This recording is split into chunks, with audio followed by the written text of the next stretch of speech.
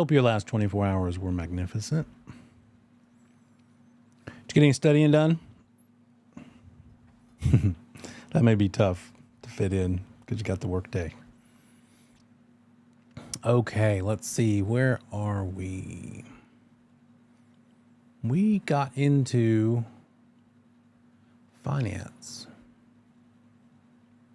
before we left the other night. There we are. And that's another big chapter, isn't it? Quite a bit of stuff there. A lot of questions, a lot of potential questions coming from it. A lot of terms, maybe some weird procedures that don't seem to make too much sense.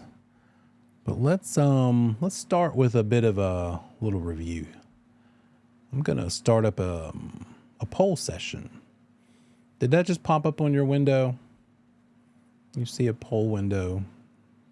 Okay, good. I'm gonna give you some time to go through those 10 questions. And then we'll talk about them.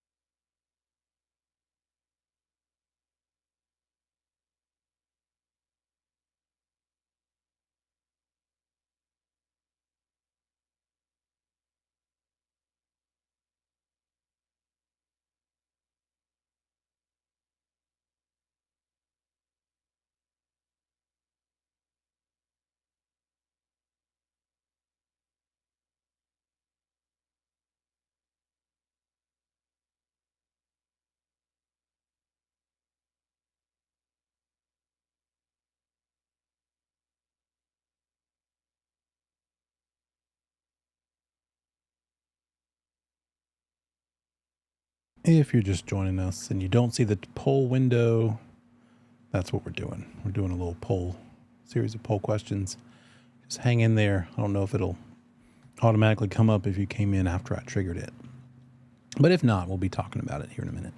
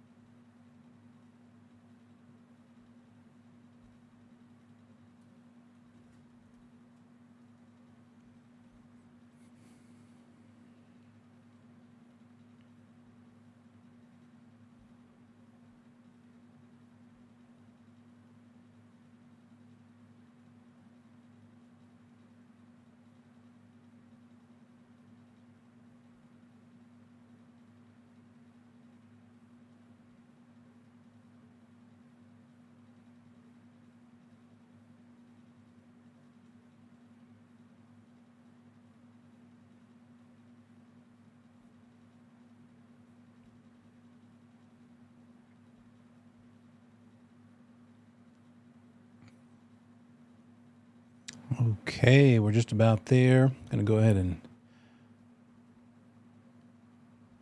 share the results. We'll talk about it.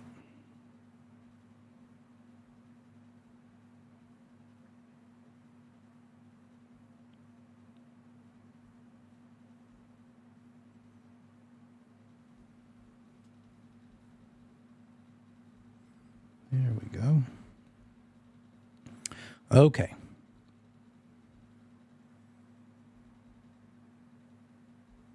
Bear with me 1 second.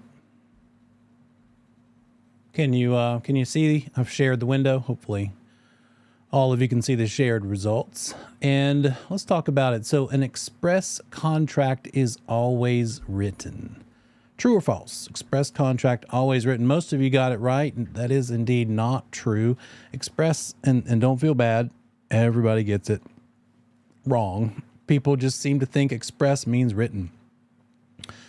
But what express means is that you voiced it, right? You expressed it, right? You said it. You said it in some way. You either wrote it or you spoke it. So the spoken word also works. What's the opposite of express? The opposite is implied, because you didn't say anything, you didn't write or speak anything, so the person has to guess what your intentions are. So it's express versus implied. Either you were clear and articulate and you said what you meant, either spoken or in writing, or you just made them guess based on your actions. So express contract could be written, it could be verbal, oral. Buyer and seller have both signed and dated the contract. The closing is in 30 days.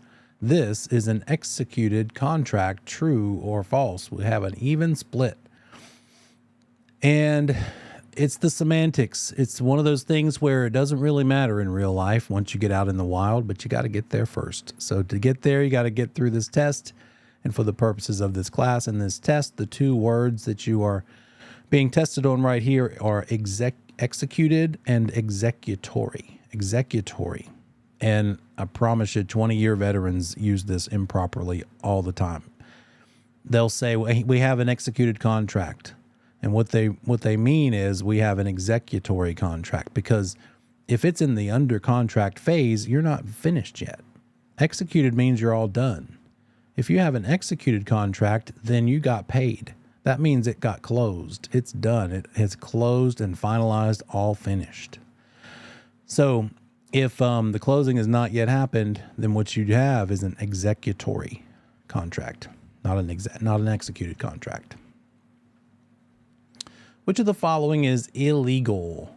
A unilateral contract, implied agency, bilateral, or express agreement. Had a pretty clear favorite here. Good job. Well done. And you are right.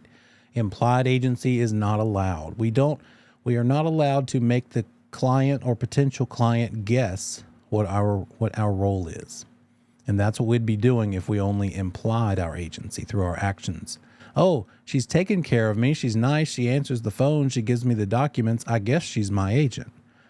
Did you specifically talk about agency? Did you explain the working with agents disclosure and get them to sign something showing that you explained it? Then if you didn't do any of that, then what you do have here is probably implied agency, which is not allowed. A unilateral contract is allowed. That's okay. What does a unilateral contract mean? What do we mean by unilateral? In terms of, I'll give you a hint, who's making promises? Which of the parties are making promises in a unilateral contract? Yeah, there you go. Uni meaning one. So only one of the two sides is making promises, making a promise. A bilateral contract means both sides are making promises. That's an example of your typical purchase arrangement. Buying something, seller's going to give you the deed if you give them the money. Unilateral. What's a good example of a unilateral contract that we actually talked about last night? What's a unilateral contract example where one party, one side is making a promise? I'll give you a hint. Is it... Let me think. I just blanked on the word I was trying to think of. I'm not giving you any hint. You're going to have to think it up yourself. What did we talk about last night about contracts? We talked about maybe you might want to buy it later if the seller decides they might want to sell it, or the buyer might want to buy it, but they're not sure yet. What if you might want to have your spot reserved as a buyer? You're not 100% sure you want to buy it. What could you do to lock your place? There it is. An option to purchase is an example of a unilateral contract.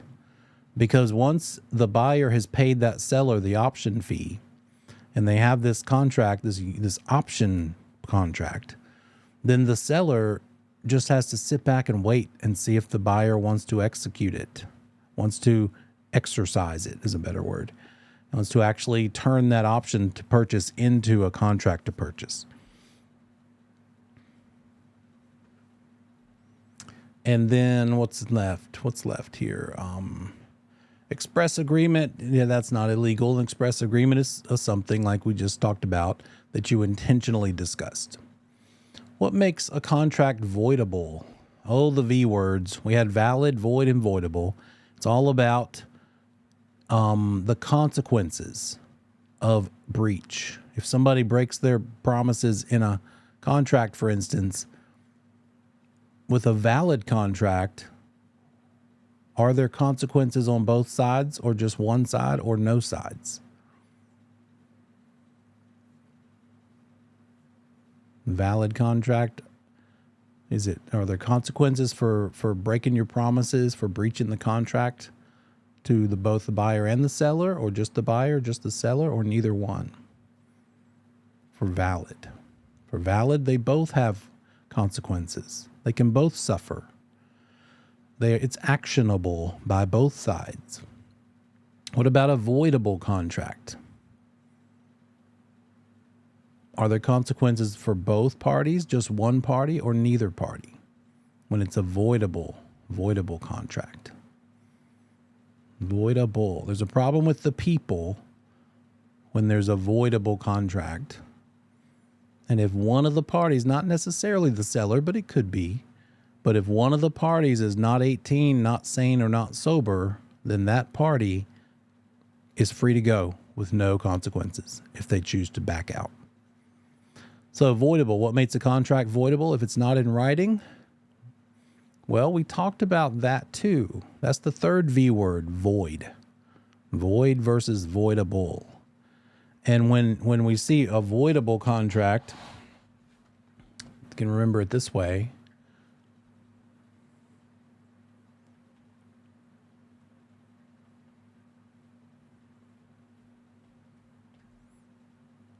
Voidable means there's a problem with the people involved. Void means there's a problem with the paperwork.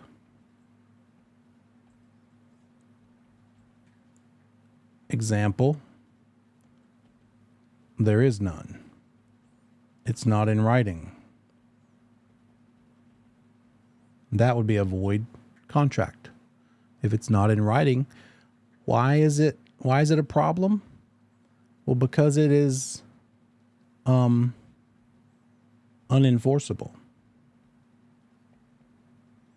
Take that to court. Try to get the judge to rule in your favor. She's going to say, well, let me see the contract. And you say, well, I can't. We just spoke it. We shook on it like gentlemen. Well, that doesn't help me any. I can't enforce it if it's not in writing. So it's unenforceable because it's not in writing. What's not in writing? The paperwork, the contract. And a void contract is something that's a problem with the paperwork, as an example. Voidable is a problem with the people. They're not 18, they're not sane, or they're not sober.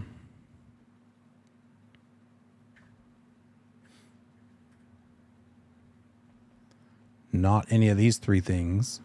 And so if we look back at the poll question, what makes a contract voidable? If it's not in writing, no, that would make it void. If it's signed by all parties, well, that would make it valid, unless the parties are not 18, sane, or sober. If one of the parties is 16, now we're talking. That's a problem with the people. Somebody is not 18. So that's a voidable contract. Does that make sense? Does that help make a difference between the V words? Now, what was the one exception? Tell me about this. What if the contract is written between a buyer and a seller, and the buyer has dementia that is diagnosed by a doctor? Are we talking about a valid, a void, or a voidable contract if it's a medical diagnosis? There's a problem with the people. Somebody's not sane, and therefore it's avoidable. But the difference is, what if the court has now intervened and said, okay, the judge has said, I'm ruling that this person cannot make their own decisions. We're going to appoint somebody to take care of them and make their decisions for them. Now it's void. Now the same situation has become a void contract instead of voidable because a judge intervened, declared them incapable. So don't forget that little nuance. That's something that could quite likely show up. What side can walk away from a valid contract with no consequences? Valid contract, no consequences. Who can walk away? Most of you got it. Neither one. Valid means there's consequences for both. Both sides have to follow the promises and keep the promises, or they are in breach. So, which side can walk away from a valid contract? Neither one. Which side can walk away from a void contract without consequences? Either one. Either one can walk away. 30-year-old seller agrees to sell to a 17-year-old YouTuber. The buyer had inspections and asked for $12,000 in repairs. Seller did the repairs. The day before closing, the buyer backs out because they decided they need an even better home, nicer home. What are the consequences to the buyer? None. Buyer can walk away with no consequences. Most of you got that right. Because it's voidable. And with a voidable contract, they can walk away. Seller signs the contract with a buyer. See, now, let me go back. If that 17-year-old were, in fact, 18 or more, could they still walk away if they wanted to change their mind? Can somebody still choose to not go through with the sale, can not buy the house, even though they had a contract to do so? Sure, they can. The question is not can they or can't they. The question is, how much is it going to cost them to walk away? And so in the event of an 18 or more year old changing their mind the day before closing as a buyer, then they're going to have already lost the due diligence money, and now they're also going to lose the earnest money. And that's it. Does that feel lopsided? What would happen if the seller backed out instead of the buyer? Then the buyer could sue the seller for, what's that phrase called? What's the remedy available to the buyer if the seller backs out and breaches the contract? Specific performance, yeah. Sued for specific performance. And sued to be reimbursed for everything they spent trying to buy it. But if the buyer backs out and breaches, the thing that the seller has that they should be getting is the liquidated damages, also known as due diligence money and earnest money. So some of you who answered loses all DD and EMD on that last one, that would be true if the person were not underage. In a normal transaction, if they walked away day before closing outside of due diligence period, yeah, that's what's going to happen, and it happens in real life. But because they're underage or sane or not sober, then they walk away with no harm done, right? They are restored in that they would get their money back because it was a voidable contract, not a valid contract. Seller signs a contract with the buyer. The buyer gives her $20,000 in due diligence. The seller later finds out the buyer has been determined by a court of law to be incapable of handling their own affairs due to mental incompetence. What kind of contract do they have? Now that we've talked about it, and if you could resubmit your answer, what would you say?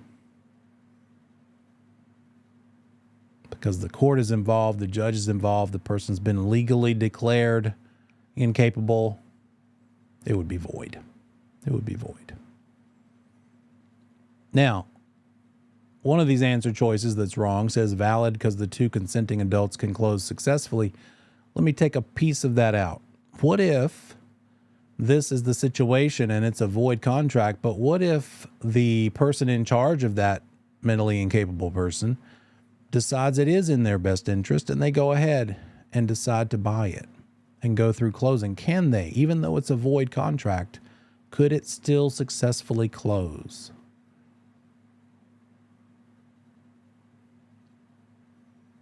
Can a void contract successfully go through the closing process and close, sign the deed over, give the money to the seller? We're all happy. That's a big misunderstanding. All of these can successfully close. Valid contracts could still close, obviously. Void and voidable could also still close. And that might have caused a little glitch in the synapses up in your brain just now. You're like, well, then what's the point? The point is not whether it can close or not. The point is what would have happened or what could happen along the way leading up to the closing. That's why I keep harping on this. The question is, what are the consequences? Who has consequences in these various scenarios? So again, in a valid contract, both parties have consequences that they're facing if they don't go through with it, if they breach. In a void contract, neither of them has any consequences. Either can walk away, nothing the other can do about it. Not enforceable at all on either side. And voidable, only one side, the one that wasn't 18, sane, or sober, can walk away, and there's nothing the other side can do about it. Not enforceable by one party, but is enforceable by the other. You following me better? But in both void and voidable, if they just didn't have a problem with it, that 17-year-old dementia person who was drunk when they signed the contract, let's just stack it up, all three of them, right? They could still successfully close. They could show up to closing, sign the papers, and it could actually go through. Because it's not about what makes it closable. It's about could the parties have backed out without consequences or not leading up to the closing. Okay? You let me know if that is still kind of hanging up on you a little bit. A buyer wants to make sure their offer is contingent on them getting FHA financing. What do they need to include with their offer? Oh, this is a good example. Had a nice even split. And you know what? You're both right. Because an FHA addendum is a loan contingency. Well, I guess technically, if that said loan contingency addendum, it'd be a better answer. But because it says loan contingency amendment, we'd have to weed that one out too. So best answer here is FHA addendum, because we're talking about in the problem offer, not contract. Since it's an offer, the thing that would need to be added to the offer to add a loan contingency is some sort of an addendum. In this case, an FHA addendum is what we're looking for. If I had written the answer choice a loan contingency addendum instead of amendment, then that would have been an okay answer, but still not as good because it's not as specific as an FHA addendum. So look for the best answer. Don't just stop reading when you see something you recognized when you're reading through the answer choices. Keep on, look at all of them, because one of them might be even better than the one that's kind of okay. Which is not an essential element to a contract. Most of you got that. Good job. As hard as it is to kind of keep straight, because in one slide we say recording the recordation is required to have a closing in North Carolina, but recordation is not required to make it a contract. Mutual assent, yeah, the parties agreeing, sure. Consideration, yes, something of value. Competent parties, you bet. But it's not an essential element that it be recorded. In fact, contracts don't get recorded. Deeds get recorded, but contracts don't.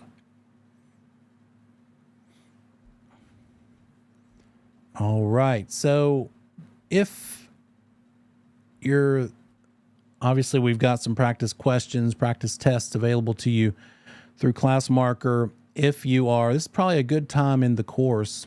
If you haven't already, sought out some outside resources for practice questions, practice tests. You have enough under your belt probably to start just really quizzing yourself, taking practice exams, practice tests. Dearborn, I believe, has something. PSI has something. Learn Test Pass has that thing available. I think it's $50 for like 90 days or something. Don't quote me on that. And again, it's like a bank of 1,200 test questions. They don't just say, here's question number 1137. They say, how many do you want to take today? And you want them to set you up like a little 30, 40, 50 question practice test. Then you're going to get 50 random questions out of their 1,200 test bank. And I've talked to people that have done it. I've done it a little bit myself, but it's expired since then. But I've talked to other people, and they said they didn't really see that many repeats when they took multiples. So I think they do a pretty good job of not letting you see like the same questions over and over again. And that's going to be just like playing the guitar, right? If you've ever touched a guitar, any sort of musical instrument, you can read about learning it all day long, but until you get your hands on it, saxophone, piano, guitar, your voice, singing, you just got to do it. And so the thing you're trying to master is not learning an instrument or in the weight room or sprinting or swimming. It is how to take this test and pass it. So it's more than knowing the content.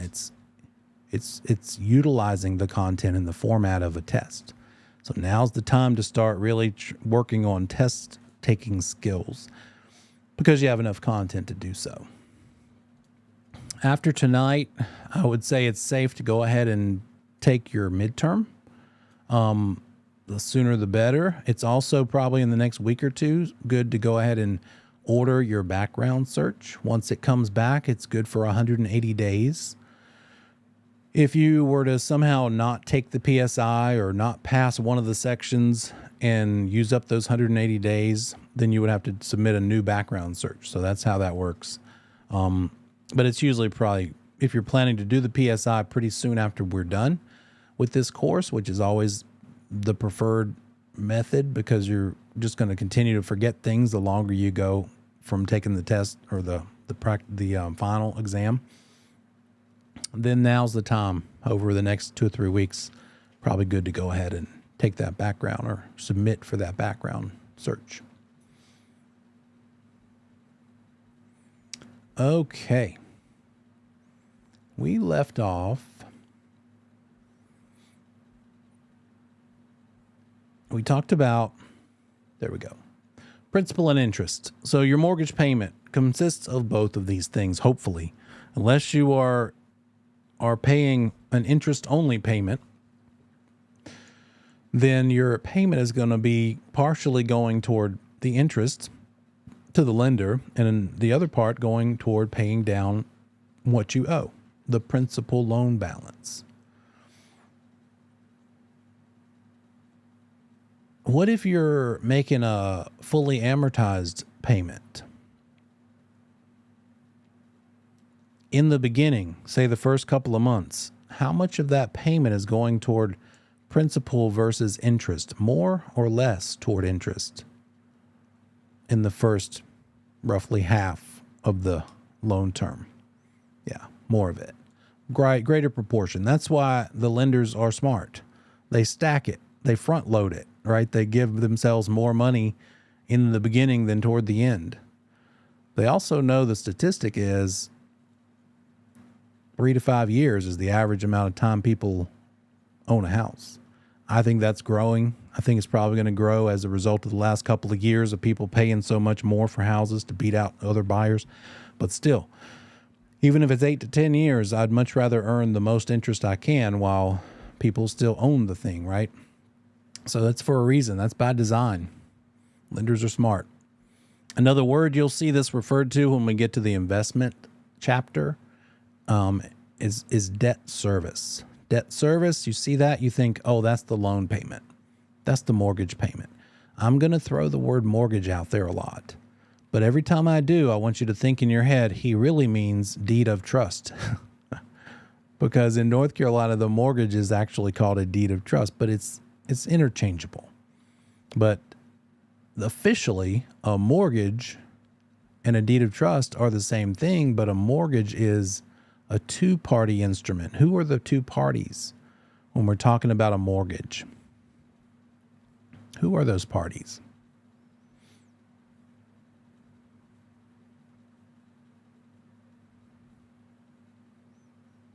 Yeah, the one who's loaning it and the one who's borrowing it, the lender and the borrower.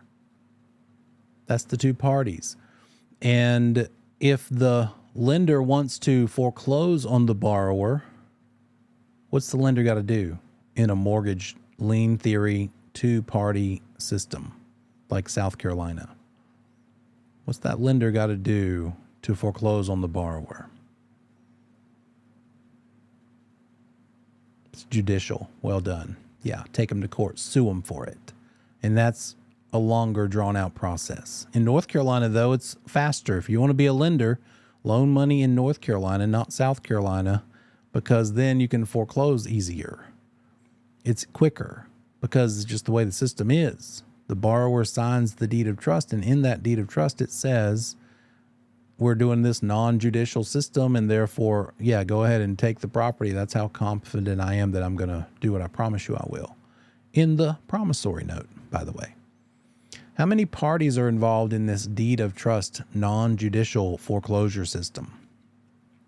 How many parties total? Yeah, 3 parties, not 2. And that third party, Corey says, is the trustee. Perfect. Who is the trustee? Who picks them? And what kind of person is it?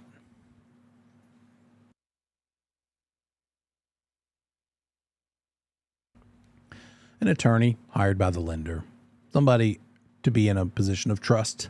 You can remember it that way. They're the trustee. And so it looks like this. Trustee holds that deed of trust.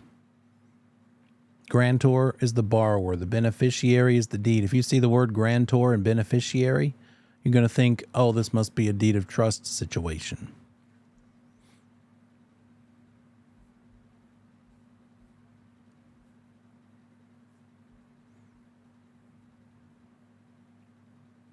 So we have 2 things, 2 out of many, many things, but the 2 main things that the borrower has to sign if they want to borrow all this money is the promissory note and the deed of trust. What is the promissory note spelling out? What sorts of information are you going to find when you read that promissory note?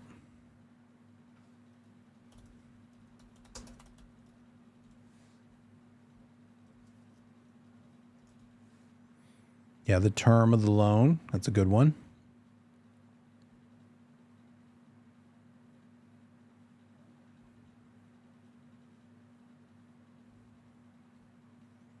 Oh, yeah. Okay. The price or the amount being borrowed, the price and the loan amount that comes from that.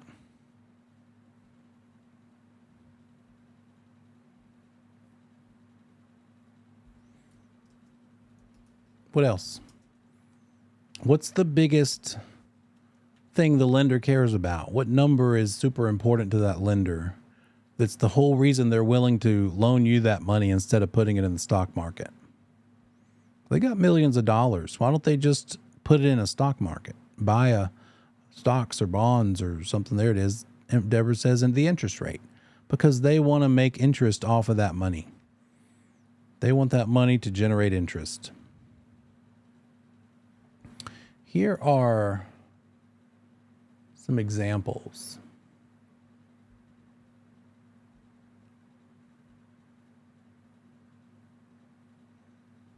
of the promissory note.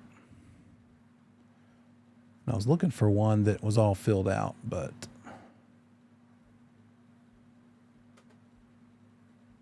here we go. We'll just look at the template.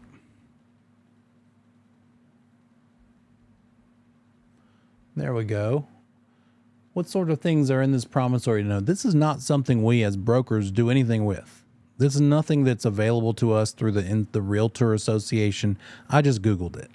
It's something that the lender is going to provide and give to the closing attorney, all filled out. And the closing attorney, it's one of many things that they're going to have the buyer sign. They're going to say, need to sign this, but this has nothing to do with us. And so it's, of course, got the date. It's got the borrower's name. It's got the lender's name. It's got the full balance of this note, including all accrued interest and late fees, is due and payable on which date. And that's establishing the term, meaning 30 years from now, 25 years from now, however long that term is. We've got the rate mentioned up here. We've got the installments. How often are we talking? And this is not like a standard one. This is just an example. Different lenders might have different formats of it.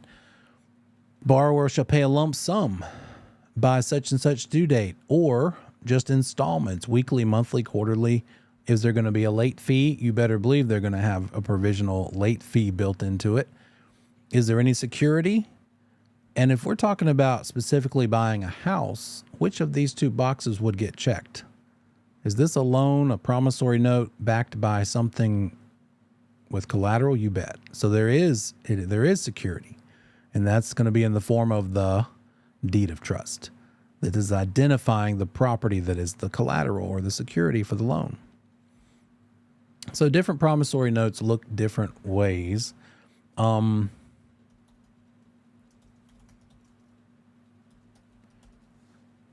of the things we're going to get to later tonight is the loan estimate and the closing disclosure. And here's an example of the loan estimate. If you'll notice, it's very cut and dried. It shows the type of loan up here, 30-year, for the purpose of a purchase. What would be another purpose for a mortgage or a loan estimate? What other kind of purpose besides a purchase might that say? Any ideas? There's no reason for you to know. Just asking. Are we doing an original purchase, or are we doing a refinance? It might also say a refi, because the new lender that you're going to go to, because they're going to offer a lower interest rate possibly, is just going to refinance the loan. And then what type is it? Conventional, FHA, VA, something different? We'll talk about a rate lock. And what that means is, if we are talking to the lender today, what is it? End of, or it's right at the beginning of the month, they could probably, a lot of lenders, depending on how good the borrower is with their documentation. If you're really organized and you have everything that lender needs and you can get it to them right away, you could probably get a closing in 2 to 4 weeks. 30 days is pretty doable. 2 weeks is doable depending on the type, situation, the lender, and the borrower's preparedness. So we could have an end of this month closing. Well, what are the rates going to be at the end of the month? In this time of year, have you been watching? Have you been reading the headlines? Everybody's worried about the rates. Like from day to day, they change daily. So do you want to gamble that the rate that you like, that it happens to be today, will be the same or better in 30 days? Or do you want to have some system in place where you can say, hey, lender, just lock in the rate today? Well, that is exactly how it works. A rate lock is just that. You're saying, I'm just going to gamble that the rate is not going to get any lower by the time we close, and I don't want to risk that it might go higher. Therefore, let's lock in today's rate all the way through such and such date. And that will be spelled out in here too. Of course, the party and the sale price is mentioned over here. And then we've got the loan terms. How much is being borrowed? Again, this is the loan estimate. This is the thing that the lender is giving the borrower in the beginning of the process, when they are applying for the loan, making out their loan application, the lender has to provide this document within how many days of the loan application date? You tell me.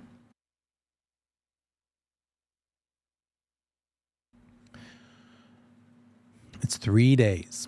We've got a lot of threes in this business. 3 days, within 3 days of the loan application date, that lender is required by law to disclose through this document to the borrower how much all these numbers are going to be.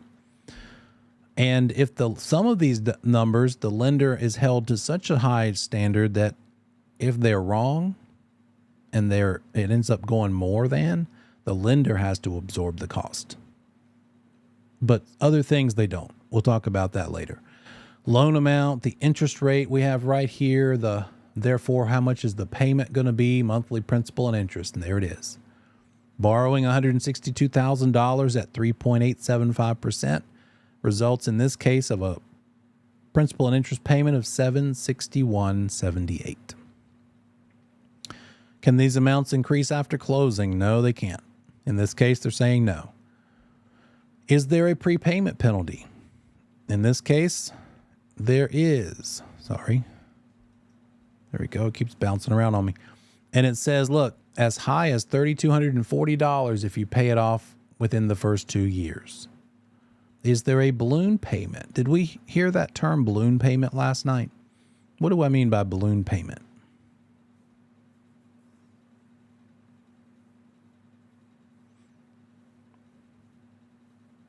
There you go. That's it.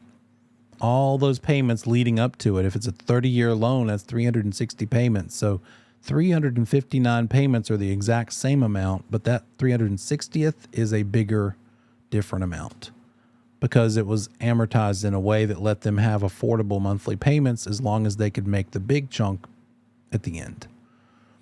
What happens if, what are some ways that they could pay off that balloon payment at the end? What are some ways they could exit this house? What could be their exit strategy? What if they don't have that balloon payment? Every payment was $1,500, but the balloon is going to be $10,000. Yeah, Victor gets right down to it. They could refinance, which means they don't have the $10,000, but they maybe could get a different lender, or maybe even the same lender, but probably a different lender to refinance into a different loan that pays all of it and just kind of resets everything at a different interest rate. And now they're starting over. Why do people refinance? Usually the interest rate. They're chasing a better rate. And a lot of times lenders will say, well, we will refinance and it's no upfront cost to you. Is that a good deal? Maybe, but it doesn't mean it's free. It just means that they are rolling all those closing costs onto the loan amount. So now instead of a payoff of $315, it's probably a payoff of $320, $323. They're just going to tack it on. A lot of people fall for that.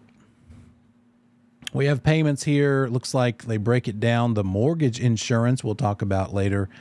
Escrow, that is what we're talking about when we set aside money to pay taxes and insurance.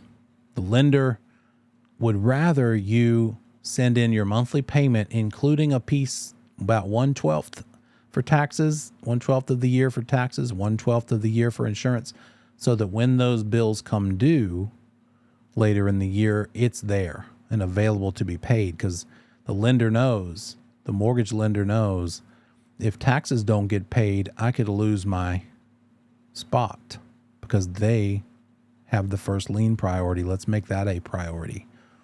So escrowing means setting aside enough money to pay those bills later. And the lender says to the borrower, it's not that we don't trust you, but we don't trust you. We would rather do it ourselves. You just pay us a little every month. We'll accumulate it and pay it off and not risk you going on a trip at the last minute and not having enough money. And there's the estimate for taxes and insurance, $206 more per month. And when you add that together, that adds up to your full payment of $1,050. They also have this thing called mortgage insurance. I'll go ahead and talk to you about that. Mortgage insurance, benefits the lender. It looks like this. When you make your payment, when you're talking to the lender, they would rather they're going to feel the most comfortable with the borrower who puts at least 20% down payment. Who has that? Not as many people as have 5 and 10% down. So the lender says, well, we'd rather you have 20% down, but if you only have 5% down, this is how much we want you to put down, but we understand that you could only do this much, and we'll let you do that. We'll still make the loan to you, but we want an insurance policy to protect us for this amount of money. This extra 15% that goes from the 5% that you put down to the 20 that we wish you would have. And so this is protected with a policy called a PMI, Private Mortgage Insurance Policy. Private mortgage insurance. And on that example we just flipped away from, it was another $82 per month, as an example. So who pays for that private mortgage insurance? It's that much more the buyer has to pay. Who benefits from it? Not the buyer. Well, they kind of indirectly do, because if they weren't willing to do it, the lender's not going to loan them the money. So the lender benefits from this policy itself. If the buyer defaults, listen to this one. If the buyer ends up screwing this up royally, defaults on this loan, they are subject to what? What could happen to them if the buyer defaults? Meaning doesn't keep making their payment. There it is. The F word, foreclosure. Foreclosure, and the lender can foreclose on the property, maybe end up getting it back, but also get paid off by the private mortgage insurance company for that a bit of money too. So that kind of gives them reassurance that that it's safe to loan this money to this person. Why 20%? I'm not exactly sure. But the idea, overall sentiment is people are less inclined to walk away from 20% of their own money. They might be a little more beholden to try harder to make this mortgage payment and not let it go into foreclosure if they have 20% of their own skin in the game, so to speak, or their own money, built-in walk-in equity, right? Because it's their money they pulled from their bank account, gave straight to the lender, or than they would if they only had 5 or even 0. With a VA loan, veterans could get away with a 0% down payment. So if that veteran fell on hard times, do you think they might be willing to walk away from that house if they don't have any equity in it? Sure. If they had to make a tough choice, it would ruin their credit. But yeah, more so than if they had chosen to put a 20% down payment. So 20 is sort of the magic number. Anybody follow Gary Vaynerchuk? Heard Gary V online? Really good social media marketer. He's got a pretty cool story. But when he talks about real estate, it's like he doesn't know what he's talking about too much. He's got his own opinions and he's doing way better than I am. But he seems to think that everybody puts 20% down. And when you're a multimillionaire, sure, either buy the whole thing in cash or definitely minimum put that down. But the average person that's not a multimillionaire, probably not putting 20% down, especially FHA people getting FHA loans. The whole point of that is a lower down payment is available. So that's what we mean by private mortgage insurance. And we'll talk a little bit more about that. There is another version of that when we get to an FHA loan versus a conventional loan. But that's what we mean here by mortgage insurance. Typically required if your down payment is less than 20% of the price of the home.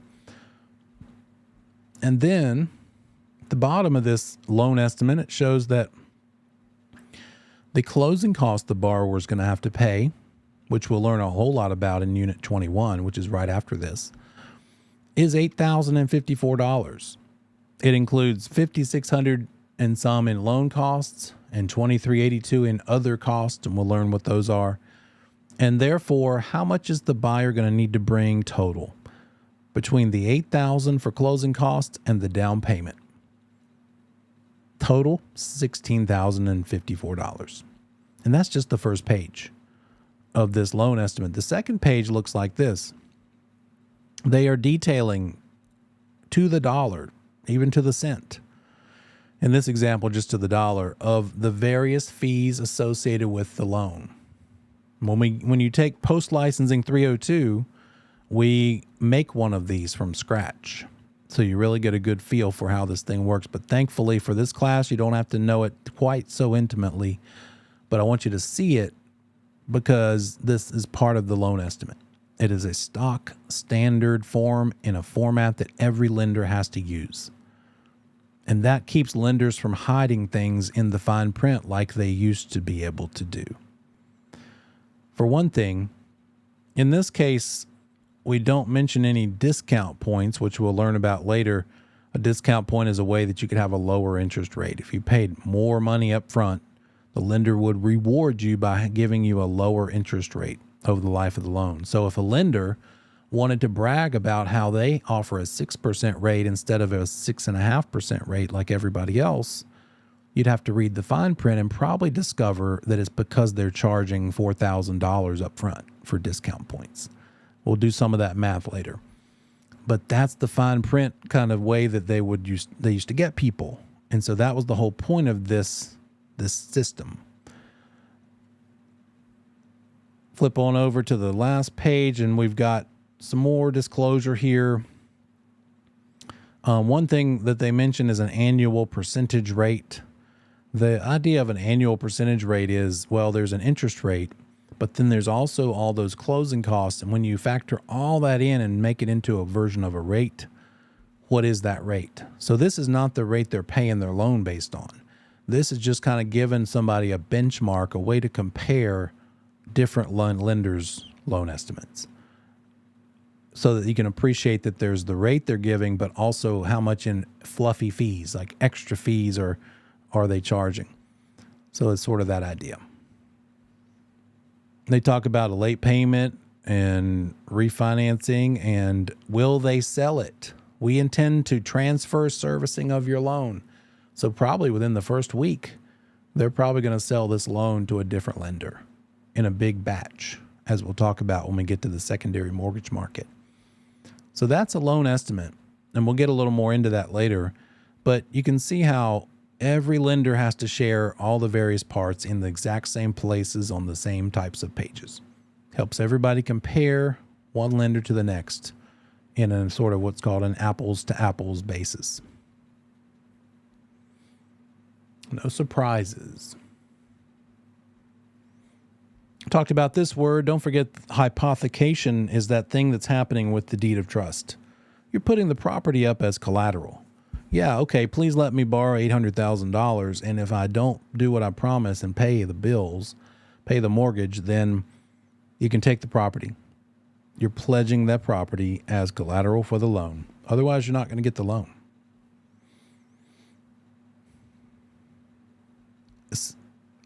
Provisions we see in that promissory note, as we talked about, may be a prepayment penalty, but not on every loan. Conventional loans don't have them. Certain price points. FHA, VA loans don't have them, and then certain owner occupied up to 150. And then you tend to see prepayment penalties when it's a refinance. It's quite possible to see it on a refinance, so you need to read that paperwork. My parents ended up refinancing many, many years ago, and there was one built into the fine print. And so they couldn't refinance because there was a prepayment penalty that would have been more than they could handle. So I'm sort of a sensitive point for me, sort of a thing that I'm always looking for to make sure clients don't suffer from it. These other two are almost always in every promissory note, probably 100%. And one of them is the acceleration clause. We'll talk about those when we come back from break. See you back in 10. Hey, Neil. Hey. A quick question. Sure. For the background check again, you said it's good for 180 days when it's completed? Right. Or is it 90 days? You said 180. Yeah. Okay. Thank you. You're welcome.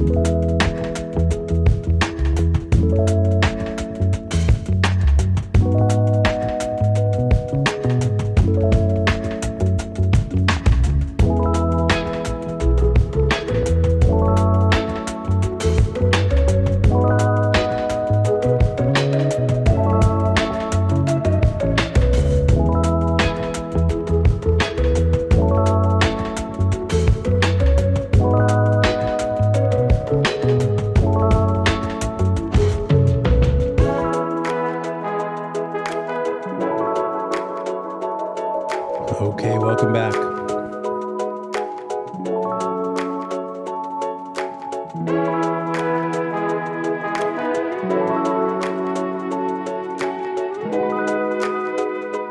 There we are. All right. So what are our provisions with a promissory note? What is the name of the provision that says if you are late on your payment, the lender could choose to call the loan due and payable? Which one of these three is it? You're late on your payment, you better pay the entire loan full in full. They're speeding up the time in which you have to pay your loan. Speeding up, it used to be 27 more years, right? Because you've been at it for 3 years, but now you fell on hard times. You started missing payments, you're 2 or 3 months behind. They could initiate the acceleration clause. They're speeding up the time in which you have to pay it back. So there's how to remember that one. What's the name of the one when you choose to refinance your property? Your existing lender says, well, if you're going to refinance, we want all our money when you close immediately.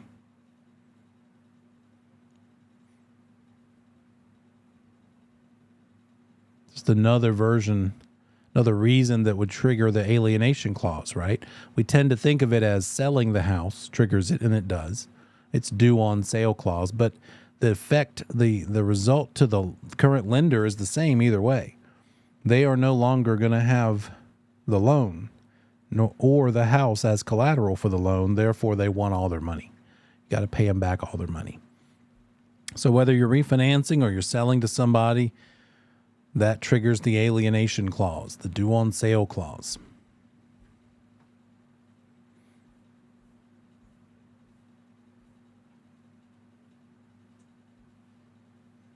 Talked about a couple other things, the subject to concept, a buyer, and we're going to see more of this in the months and years to come.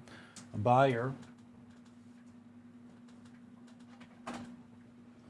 can, if a seller is willing, buy the property subject to the existing mortgage.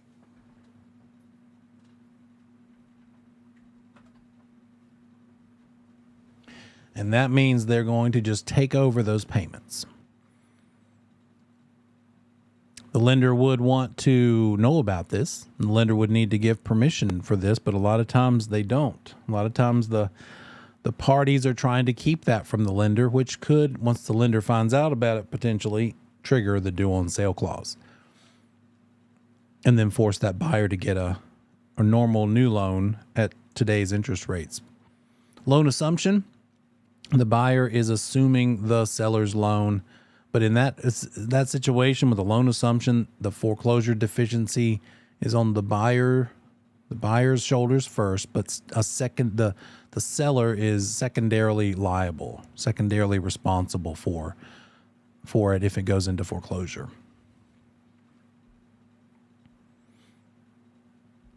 Let's do a little bit of a review. We skipped it last night. Let's do it now. Real property tax rate is stated as 9 mils. Would convert to what decimal multiplier? What is the first step we do when we have a mill rate tax problem? What are we dividing the number of mills by? 1,000 or 100? Good job. 1,000, that's 3 zeros. We are moving the decimal place 3 spaces to the left. It is understood to be right after the 9 when it's 9 mils, but we're going to move it 3 places over. That makes it 0.009. You could just put it in the calculator. 9 divided by 1,000 accomplishes the same goal. But a very common mistake is to forget and just divide by 100. But that doesn't work for mill rate. So if real property tax rate is stated as 90 cents per hundred, in that case, not mill rate, but dollars per hundred, what would be the decimal multiplier there? What are we dividing it by when it's dollars per hundred? It's kind of in the name, isn't it? Dividing it by 100, take that decimal, move it 2 places to the left because it's only 2 zeros, and look, it's the same thing. So 90 cents per 100 is the same rate as 9 mils. It's going to be the same effect. The provision in an executory contract that requires the performance of an action before the contract is executed is called what? Oh my goodness. That sounded like a bunch of law words. The provision in an executory contract. Break it up. Okay, let's take that little segment. We're talking about a contract and we're in the under contract period. We have not closed yet. So what is it that is a provision within that contract during this period that requires something be done before the contract is finalized, executed, closed? Good job. It's contingent on something. It's contingent. There's a contingency. A performance of an action is a contingency. Now, the reason addendum isn't the right answer is, for one thing, we're in the contract phase. So we don't use addenda when we're in the contract phase. Those are only used when we are making an offer. So that one can't work. An amendment could be a good answer if it weren't for the option that we also have as a contingency. Since we have the word contingency as an answer choice, that's the best answer. But an amendment accomplishes lots of different things. A contingency could be one of those things. It could be a contingent sale amendment, right? Option doesn't fit at all, so contingency is the best answer there. The buyer and the seller reach an oral agreement for the purchase of the seller's home. The buyer submits a written offer with the agreed upon terms. The seller dies before signing the written offer. Which of the following is true? They had an oral agreement. It didn't quite make it into writing signed by both parties. So what is true? Is it true that the seller's estate has to honor the written offer? Is it true that the written offer is terminated because the seller did not sign? Or is it true that the buyer and seller are under contract because they had an oral agreement? Or is it true that it was terminated because no money changed hands?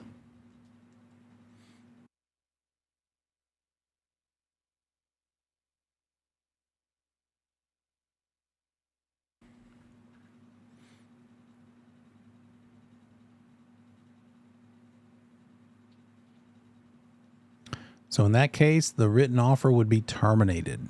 The seller did not sign it. They died before they could sign it. So that's the best answer there. Good job. We got into this a little bit before we ended last night. In the loan to value ratio, we're learning that how much you're borrowing in relation to how much is the price of the property, how much the contract price or sales price was for.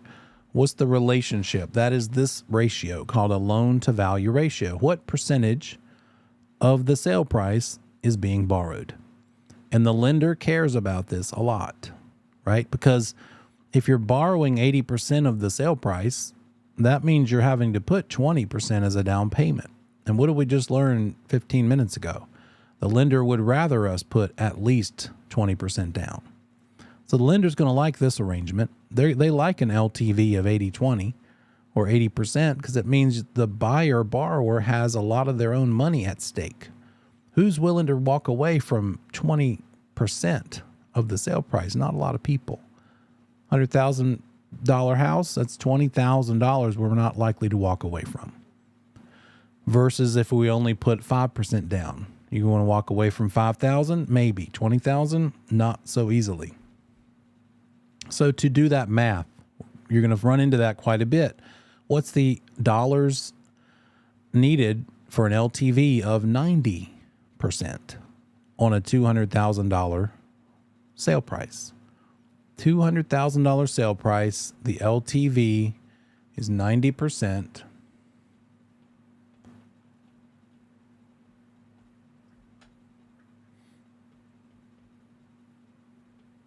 How much is that in dollars?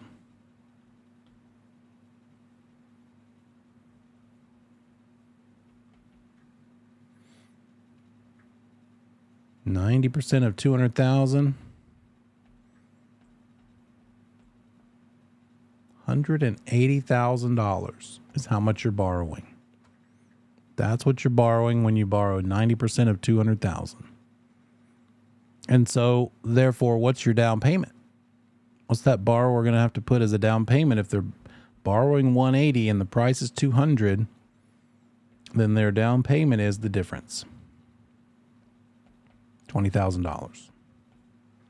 So the relationship of LTV, or loan to value ratio, and loan amount and down payment. The LTV is the percentage, the loan amount is the borrowed amount, the down payment is the amount the buyer's bringing. What's another word for the down payment? How can we refer to the down payment with an E word?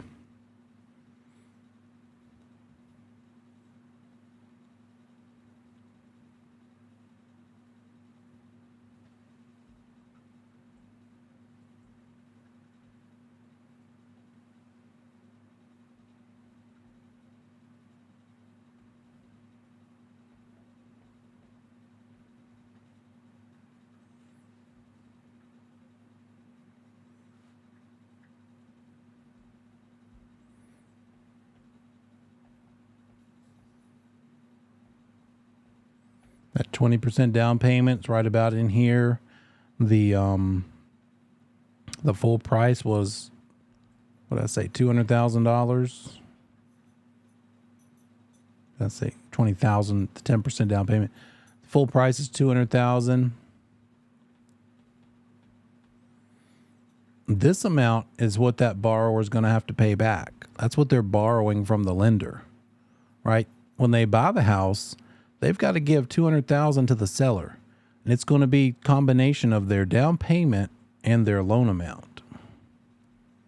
This chunk for the loan amount they're borrowing, this much for the down payment that they're bringing from their own bank account.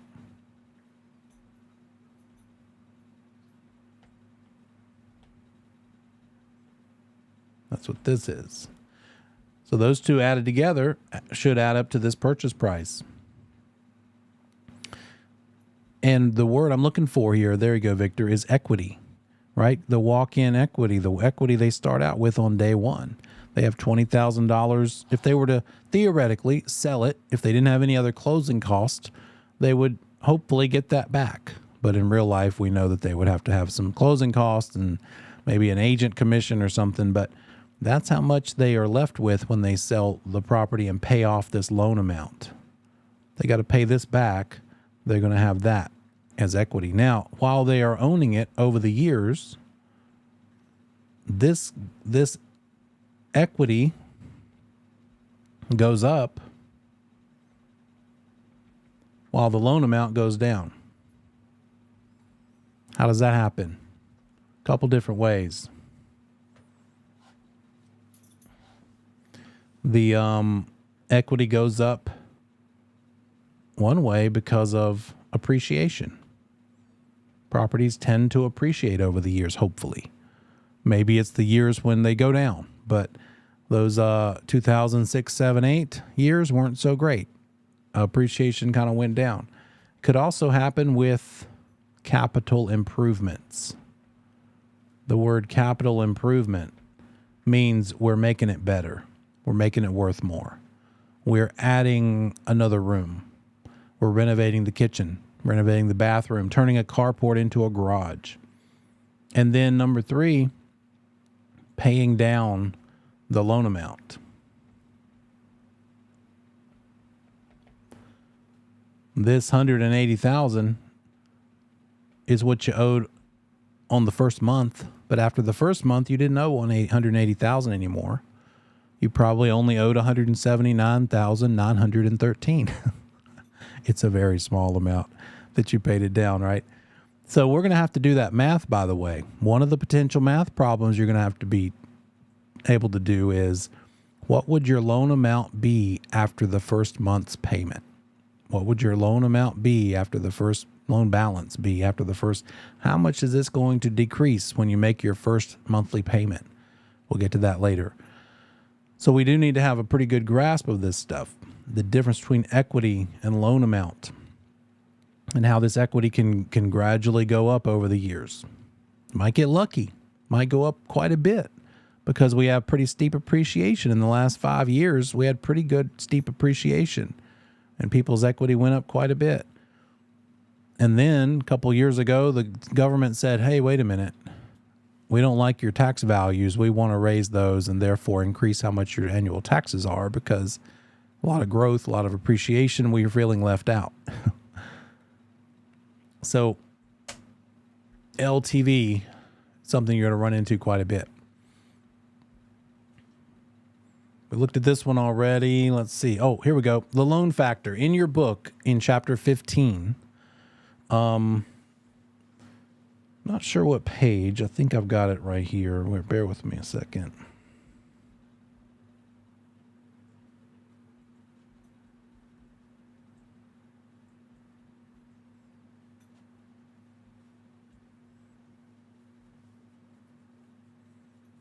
Chapter 15 gives you a chart, and it's called a loan factor chart. There we go. It's page 412. Should be approximately page 412. And here's what it looks like. Looks like this. That's just a terrible iPhone picture in bad lighting of the loan factor chart or mortgage factor chart. How does this thing work? Have you ever gone online to see what your house payment might be if you bought a $400,000 house? And you plugged in the numbers. You put in $400,000. You maybe put in a rate because you knew the rates got up to like 7. So you put in 7, and then you put in that it's going to be a 30-year mortgage, and then you hit go, and it spit out your monthly payment. What it's doing behind the scenes that you don't see is what's on this chart. So this mortgage factor chart is the how-to when it comes to determining what a monthly principal and interest payment is going to be based on the loan amount and the interest rate. Just very basic computation. You need a factor. You need a loan factor to multiply by. How do you know what the factor is going to be? You look at it, you cross-reference it between the rate, the going rate, let's say in this case 4%, and the duration of the loan, let's say a 10-year loan, 10-year mortgage. We're used to a 30-year mortgage, but there are 10 years. And so if you go over to the 10-year column and down to the 4% interest rate spot, the loan factor that you need is 10.13. What is that saying? All that means is if you borrowed money at a 4% interest rate on a 10-year term, you got to have it all paid back within 10 years, and the amount you borrowed was $1,000, then your monthly principal and interest payment is going to be $10.13. That's what this chart is saying. So that is the monthly P&I payment, principal and interest, $10.13 for every $1,000 that you borrow. That's what this chart is doing. And so you might have already figured this out. Okay, well, if I have to pay $10.13 for every $1,000, then how much would I have to pay if instead of borrowing $1,000, I borrowed $10,000? Okay, instead of borrowing only $1,000, we borrowed $10,000. Then let's multiply the 1013 by 10. Our payment would be $101.30 if we borrowed $10,000. What if instead of that, we borrowed $100,000? See my point? All we got to do is get the proper loan amount. We're borrowing $100,000. How much more than 1,000 is 100,000? It's 100 more. So 1013 times 100. Your principal and interest payment for borrowing $100,000 would be $1,013 a month. That's what this loan factor chart is about. How does this apply to the test? Here's the good news. It's pretty simple. All we need to do, let's get more realistic though. Let's go down here because we know the rates are closer to 7 in real life. Let's say it's a 7% rate. And let's say it's your good old traditional 30-year loan, which is that last column, 30 years. So we're going to go all the way down and go all the way across and find our loan factor. So for a 7% loan at on a 30-year mortgage, the loan factor we need to use is 6.65. Or another way to say it is $6.65 per $1,000 borrowed. That's how it's related to everything. That's the relationship. What's the actual way we do the problem? The test problem might say there's a loan amount of $250,000 at a 7% interest rate for a 30-year term. How much would the monthly principal and interest be? You're going to use the chart to find this factor that we just found. How do we find the factor? We cross-reference the 7% with the column of 30 years, found this factor. And so we're going to take that loan amount of $250,000 and divide it by 1,000. In other words, how many 1,000s are in 250,000? There are 250 of them.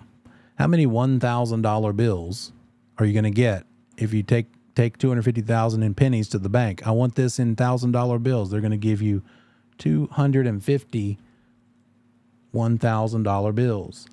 Now that we've got that number, how many thousands, we're going to just multiply it by the loan factor itself. That's going to tell us the monthly payment for principal and interest if we borrowed $250,000 at 7% interest rate over 30 years. That's how we do loan factor math. They're probably going to give you the factor. I don't think they'd probably give you the chart, but if they did, you would just have to look, scroll down with your finger and go across. But I'm pretty sure they would say the loan factor is 6.65. How much would the payment for principal and interest be on a loan amount of $300,000? So you tell me that. Same basic problem, but now instead of $250,000, what would it be for a $300,000 loan amount at a 6.65 loan factor?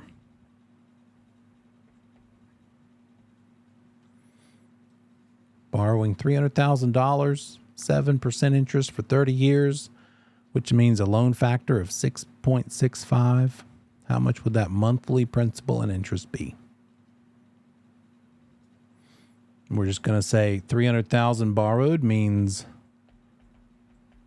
divide by 1,000. That's the number 300 times that 6.65. $19.95. That's our monthly principal and interest. Now, of course, the problem might add an extra level of complexity. They might say the loan factor is 6.65, but the sale price is $400,000,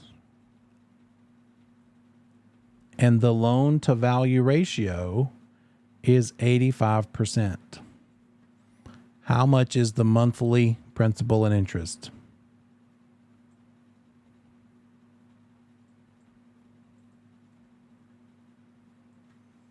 Now you got to do a couple more steps.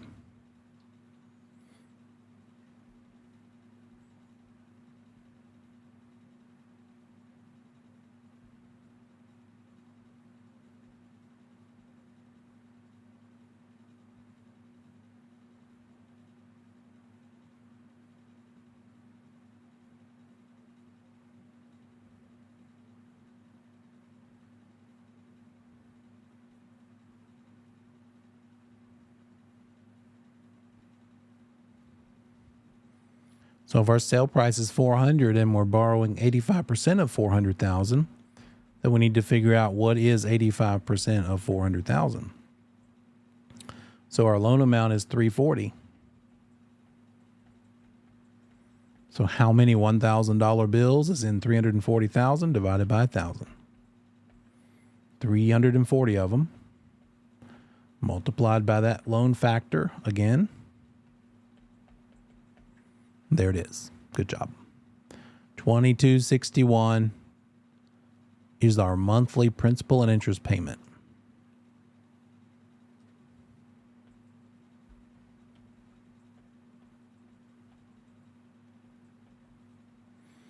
Now, what if the lender said, yeah, but we also want your payment every month to include taxes and insurance? Oh, okay. Well, 2261 is our payment. Let me do this thing here.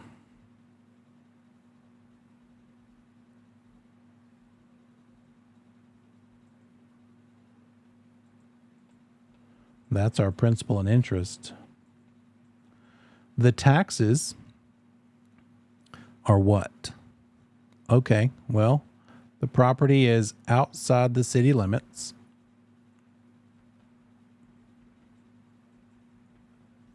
The tax rate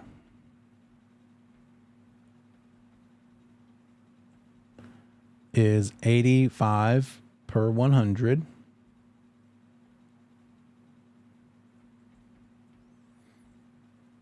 That's the county portion. The city portion is 17 cents per 100. The sale price is 550,000. And the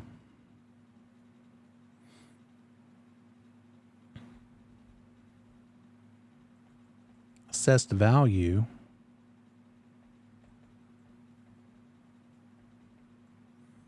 is 75% of that. How much do we need to add to our monthly payment for the tax bill?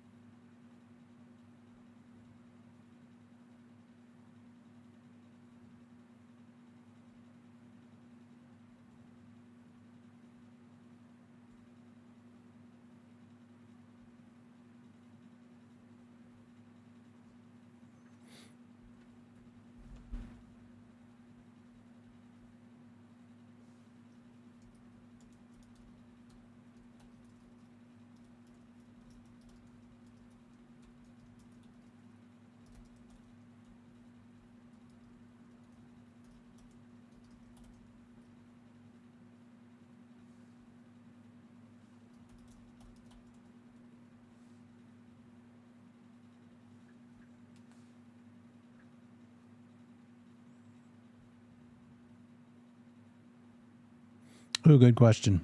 I just forgot. Question was, sale price originally when we were determining the principal and interest was 400. Why did I switch it?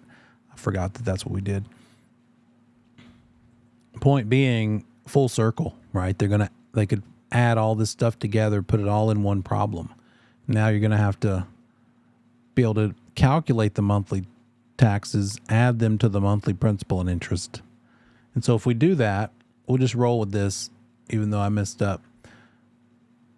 Assessed value is 75% of the 550.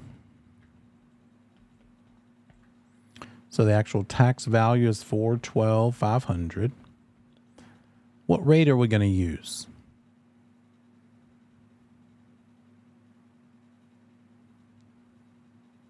Just the 85?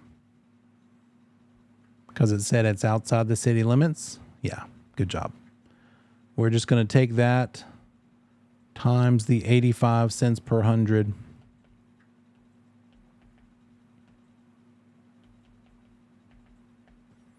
And so our annual taxes are $3506.25. And we need to convert that to monthly. How do we do that?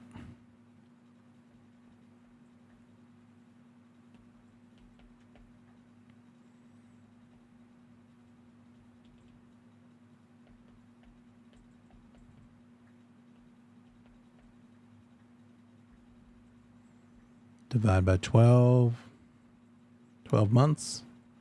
That's $292. We'll just use that number. So that $292 is going to be added to this principal and interest for the taxes. Now we have PI&T, principal, interest, and taxes. There's one more part of your typical loan payment, and that's the insurance. And so on the problem, yeah, the PMI might very well be in there too. On the problem, they might tell you the annual insurance premium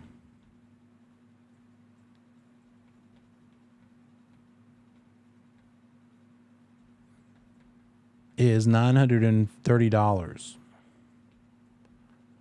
If the annual insurance costs $930, how much is it per month?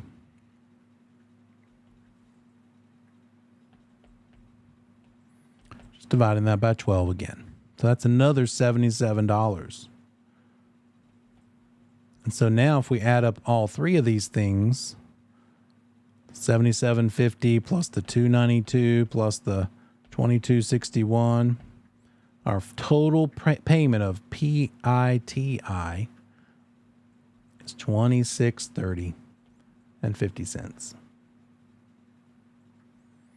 And if we had PMI, we would add that in there too. But just the PITI is $26.30.50. That's real life. That's what's happening. So the borrower is going to pay this to the lender, and every month the lender's going to take out $292 and $77.50 and stick it over in an escrow account, like a trust account. They're going to stick it over in that escrow account. And so what? $292 plus $77.50. That's month one. And another one for month two and month three. And it's just going to add up and add up. And then when the bill comes due, they've got this big chunk of money saved up that they can now pay those bills from. One for taxes and one for insurance. Who's they? The lender. It is possible that a borrower could say, I want to pay those myself. I don't want them to come out and be a part of my payment. And the lender was okay with that, but they'd really rather not, especially if it's a new buyer, first-time buyer. They were really going to try to go with the built-in, all-included number because it's in their best interest. So here's our loan factor. Monthly principal and interest payment needed to reduce the amount owed to zero. Okay. If our, let me see, what do I have here? We've got a loan amount of $200,000. That's from this LTV that we figured in this last slide.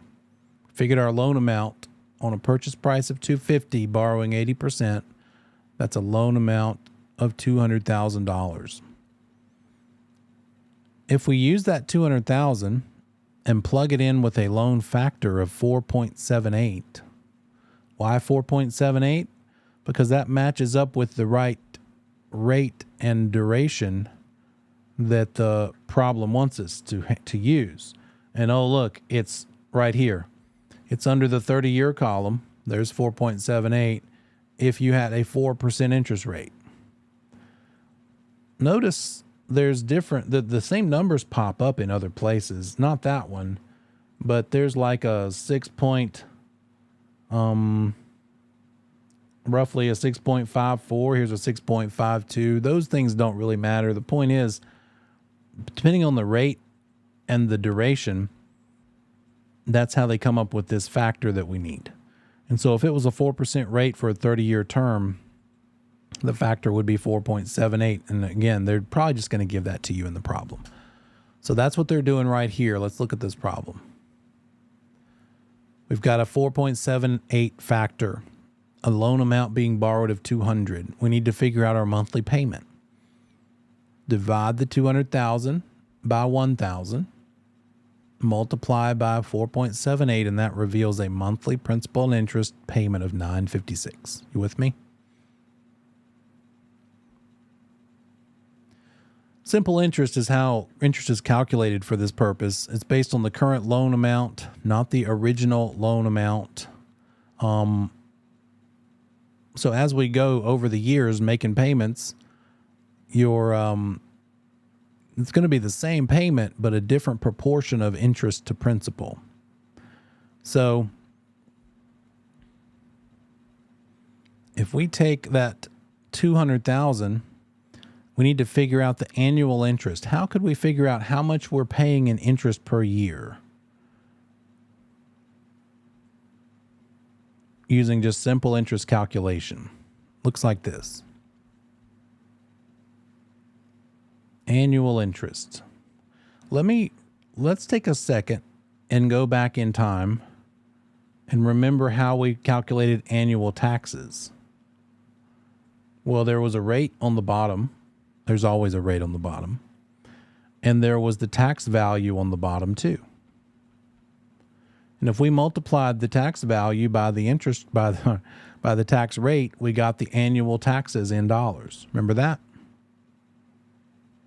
If we use the same relationship, unrelated to interest and loans, but still the same relationship, let's look at how that works. It's the same idea, same thing. Annual interest on your loan is just a product of your loan amount and your interest rate. Very similar to how the taxes are calculated. And look at the idea. We've got a big number here. That's always a really big number. This is a smaller number in dollars. And then the other one is the rate on the bottom. So if we're dealing with annual interest and the loan amount is $200,000, we're going to put that on the bottom, multiply it by the interest rate of 4%.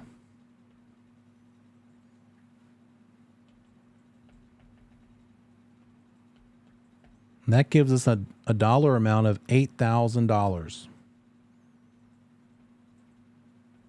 What does that mean? This interest rate is an annual interest rate. It's 4% per year. So that makes this $8,000 an annual amount. That's $8,000 per year. Your taxes are $8,000 a year. Sorry. Your interest that you're paying is $8,000 a year. If you're borrowing $200,000 at 4% interest rate, the interest in dollars you're paying per year is $8,000. That's how we calculate annual interest. It's just loan amount times the interest rate. That gives us our interest paid annually. How much would our interest be based on this loan amount per month?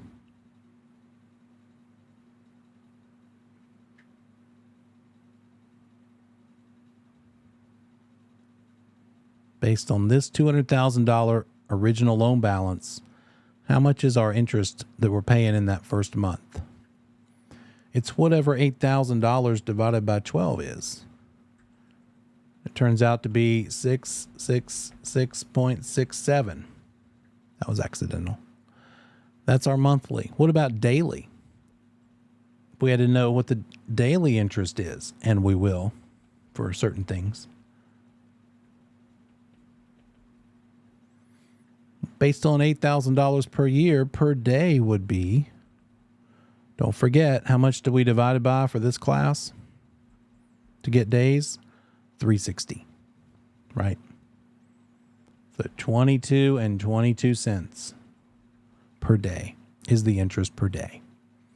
We're going to need to know both of these, both how to get the monthly interest and the daily interest and the annual interest. So if you can get the annual, you're good. But just don't forget that in pre-licensing, there are 360 days in the year.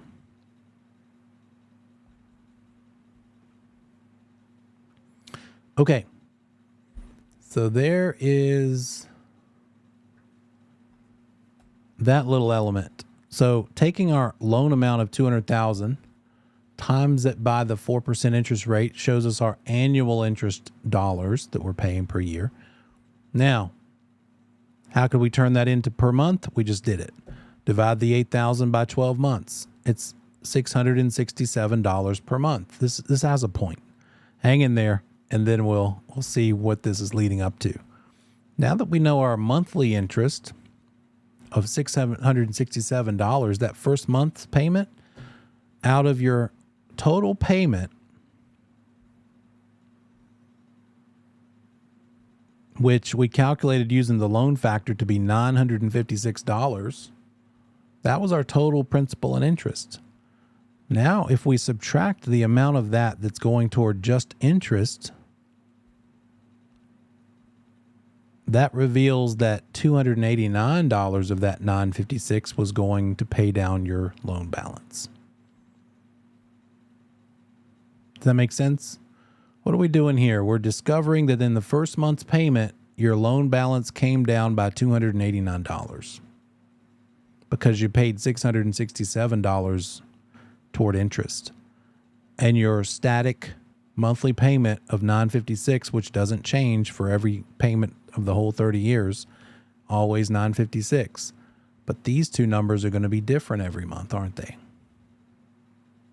Until we go down and finally have paid off the whole thing.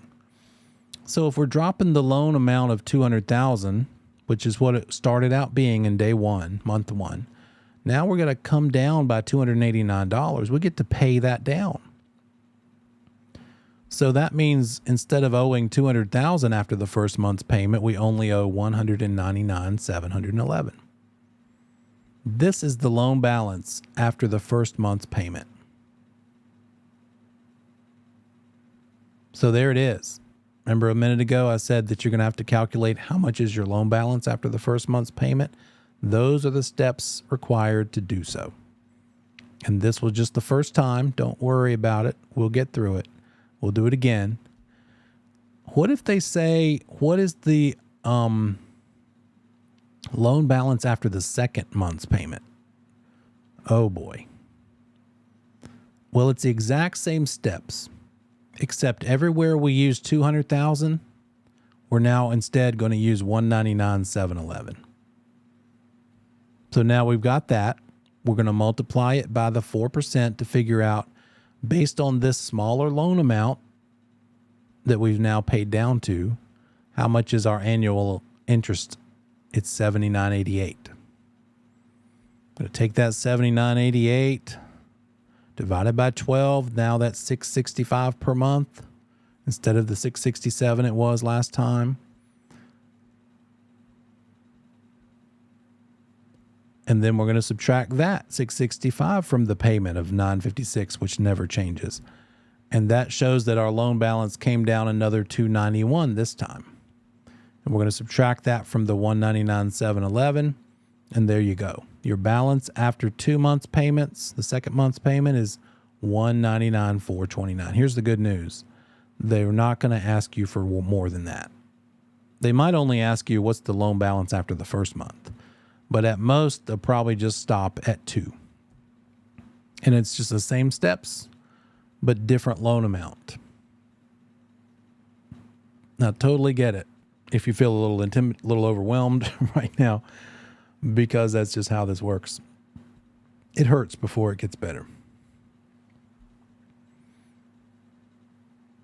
Let's take a little break. When we come back, we'll talk about some more math like discount points and loan origination fee. I'll see you back here in 10.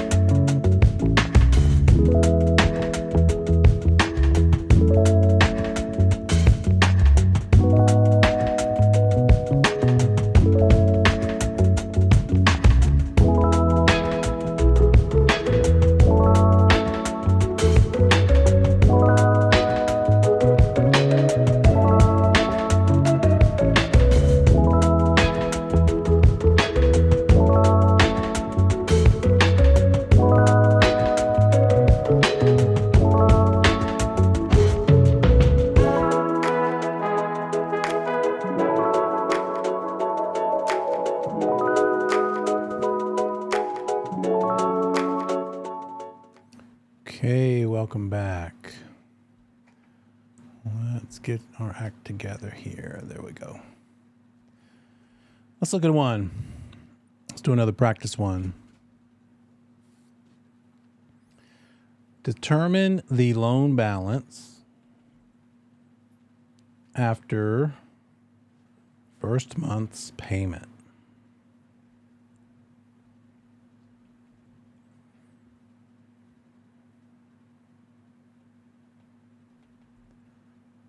Sales price is $385,000. The loan factor is 4.78.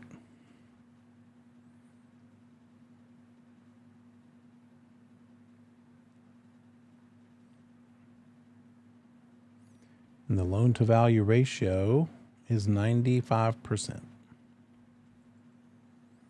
So what's that loan balance after the first month's payment?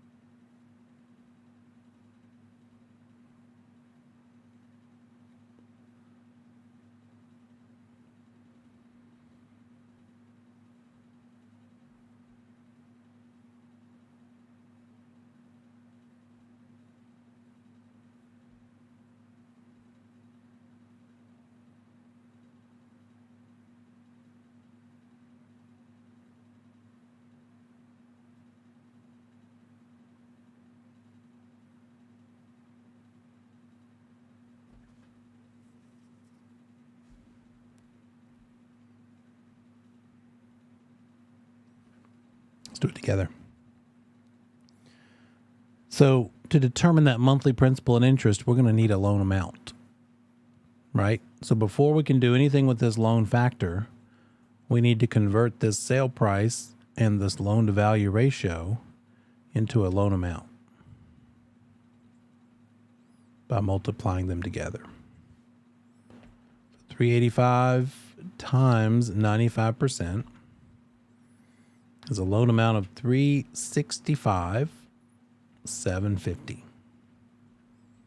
That's how much is being borrowed, because when we're calculating payments, when we're calculating anything the lender cares about, we're going to base that on the loan amount, because all the lender cares about is what you owe them.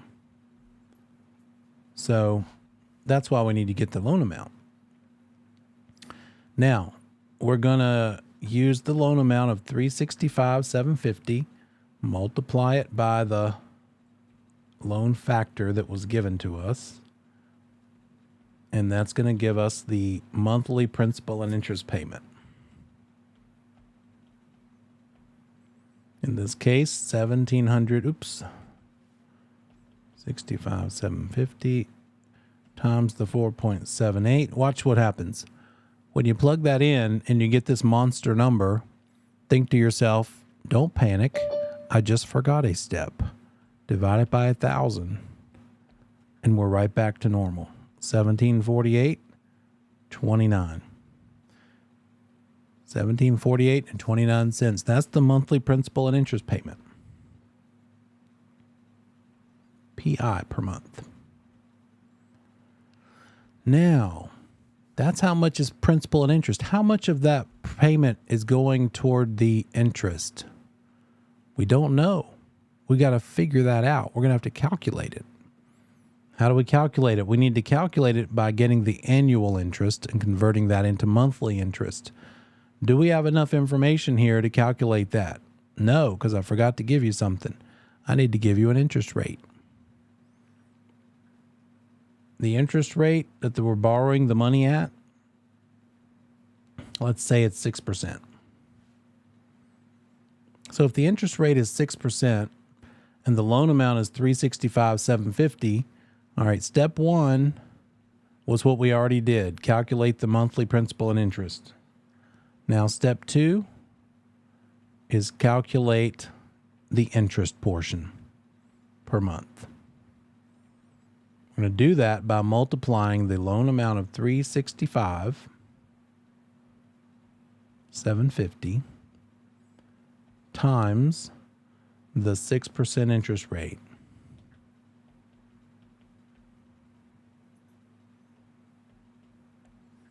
To get our annual interest of $21,945. That's how much interest we pay in 1 year based on this amount being borrowed. This changes though every month, doesn't it? This loan balance is going down every month. All we're worried about is this first month that we're dealing with. So our annual interest dollars of $21,945, we need to convert that. We'll call that step, let's see, well, it's all within step two. We need to convert that into monthly. So divide it by 12 to get an amount of interest per month of $1,828.75. That's our monthly interest. Oops.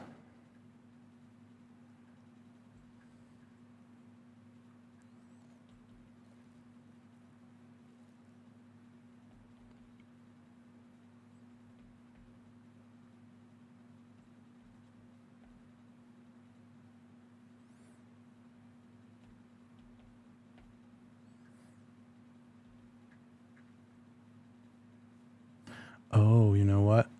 Wow, the math works. Because I pulled from air an interest rate, but that was dumb. Because that interest rate is directly related to that loan factor. So I can't pull from air that 6% interest rate. We're going to have to use the 4% rate because that's what that loan factor comes from. The 4% rate at a 30-year term. So let's go back and change this 6 to 4. It's a 4% interest rate. So $365,750 at a 4% interest rate is a annual interest of $14,630. Then we divide that by 12. And that gives us our monthly interest of $1,219.17. The reason I knew I was off track was I had gotten 18 before, and we can't exactly subtract 18 from 17 and end up with positive numbers, right? So, step 3, determine how much is the principal getting paid down by. We're going to subtract the total principal and interest payment of $1,748.29.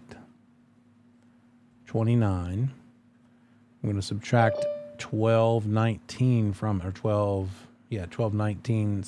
from that.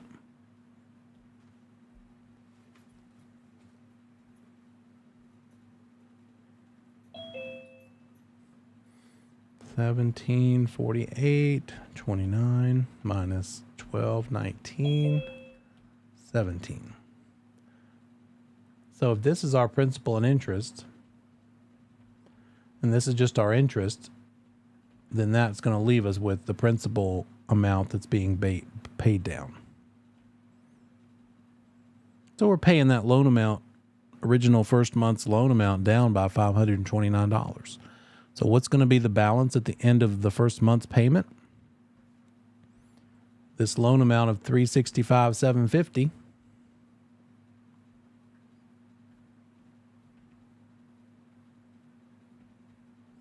minus that $529.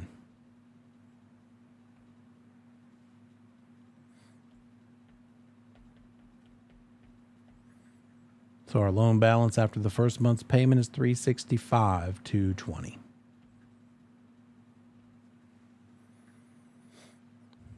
So it's about 4 steps.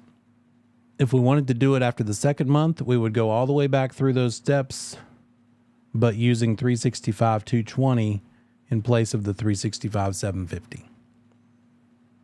Everything else the same. That is probably one of the more long and drawn out problems you'll have to do. Go ahead, Santosh.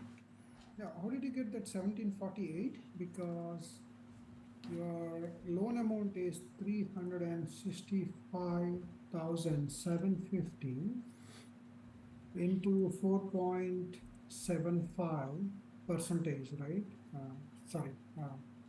We do that again. 365,750 into 4.78. Those are multiplied together. And got to make sure you divide that 365,750 by 1,000.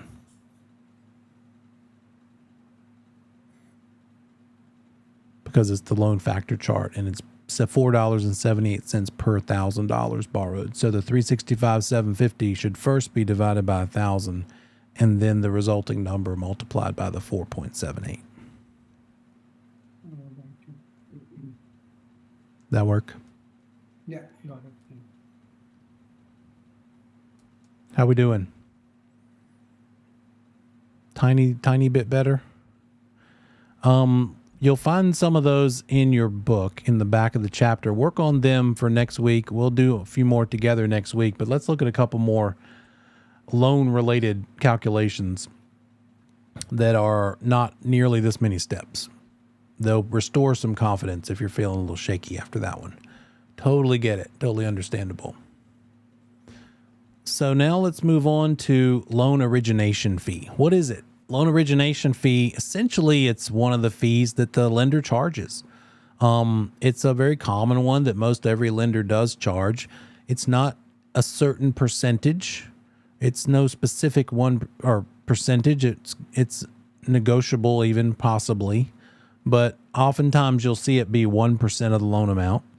The problem will give it to you. The problem will tell you what it is. So in this example, we still have our $200,000 loan amount, and the lender is charging a 1% loan origination fee. 1% of what? All lender-related fees are based on the loan amount, not the sale price, right? So it's not sale price, it's loan amount. Always loan amount, because that's how much they have invested in this thing. Their fees are based on what they're loaning you. So what is 1% of $200,000? $2,000 for the origination fee. That's it. It's just that simple multiplication. What if it had said the loan origination fee was 0.5%? 0.5%, not 1%, but 0.5%. How much would that come out to be?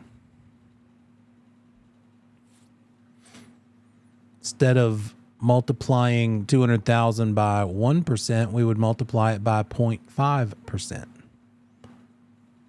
And it would result in $1,000. What if they said the loan origination fee is 2%? First of all, you're not going to pick that lender because you can do better than that. Yeah. Double the 1% or $4,000, right? So that's it. Pretty simple for origination fee. Now let's talk about another fee this is one that, by the way, origination fee is probably on just about every loan. You're going to see this a lot. But this one, not so much. Very specific to a situation. What is that situation? It's when the borrower wants or needs to have a payment based on a lower interest rate than what the market is currently at. So let's say the rates are right now at 7%. And what if the borrower said, well, I don't feel comfortable making the payment that I'm going to have to make at 7%. That's too much for my budget. Is there a way? I just inherited some money, and so I'm worried about making my monthly payment over all 30 years. Is there a way I could base my payment on 6.5% instead of 7%? Can I get a 6.5% rate instead of 7%? The lender will say, yes, but you're going to have to pay us some upfront money to do so. And so a couple of other synonym words, also known as words for discount points, is prepaid interest. Another phrase that we are relating to discount points with is that phrase, prepaid. You're basically paying cash or money up front since you aren't going to be paying as much with your payment because of a lower rate over the life of the loan. So the lender is fine with you paying a lower rate than what they would prefer, as long as you give them the money up front in the form of discount points. Another word for discount points besides prepaid interest is lender yield. Lender yield, because the lender, the one whose money is being borrowed, lay down, is it's how much money they're getting extra, right? They're getting it up front instead of waiting per month to get it per just with interest. So, discount points. And what if the problem said the purchaser needs to get an interest rate that they can afford, and the lender says, well, in order to get that, you're going to have to pay 4 discount points. In other words, you're going to have to pay however much that adds up to in cash up front at closing. And then we will honor you with a lower rate for the life of the loan. So 4 discount points on a loan amount of $200,000 just means 4% of that loan amount. So 1 discount point, how much does it cost? It costs 1 percentage point. 1 point is 1% of the loan amount. So on a $200,000 loan, how much is 1 point going to cost? $2,000. Just like that origination fee cost 1% of the loan amount. It just so happened to cost that. They're not related. And so 4% of the loan amount is going to be $8,000. 200,000 times 4%. That's how much it's going to cost to buy 4 discount points. Now the next question is, but how much does that mean you're going to get in a lower rate? And it's not 1 for 1. So what I mean by that is, if you're buying 4 discount points, that doesn't mean your rate goes from 7 down to 3. You're not going from a 7% interest rate minus 4. Those discount points are at a percentage of 1 point. And what you need to know is not exactly what it's really true out there in the wild. It's actually a better deal out there in the world than it is for this class. 1 discount point buys your rate down by 1/8 of a percent. And it looks like this. On the left here, 1 point buys your rate down by 1/8. So instead of 7% of an interest rate, it would be 6 7/8 of an interest rate if you only bought 1 point. If you paid 1 point at closing.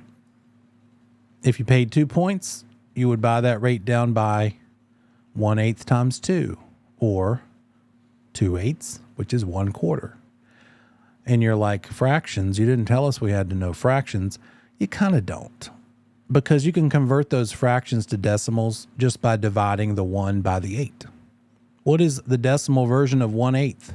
Well, just do 1 divided by 8 in the calculator, and there it is.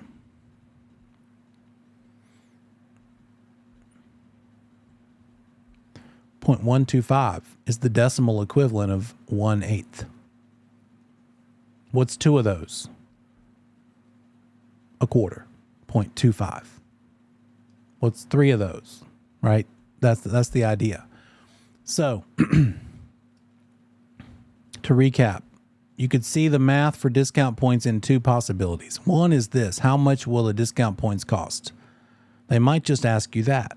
They might not ask you how much does the rate come down after that. They might just say the lender is charging 2 discount points.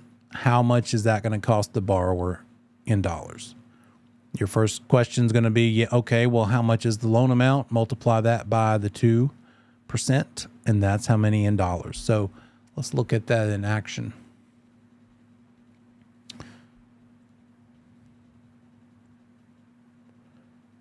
Lenders charging 2 discount points.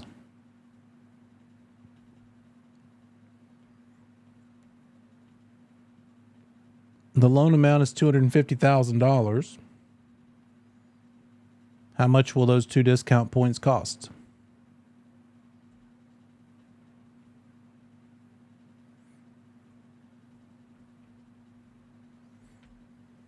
Two discount points. Loan amount is $250,000. I didn't even make you calculate the loan amount. Wasn't that nice?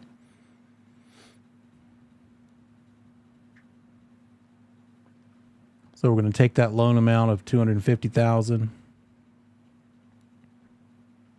multiply it by the discount points, which are 2, which means 2% of.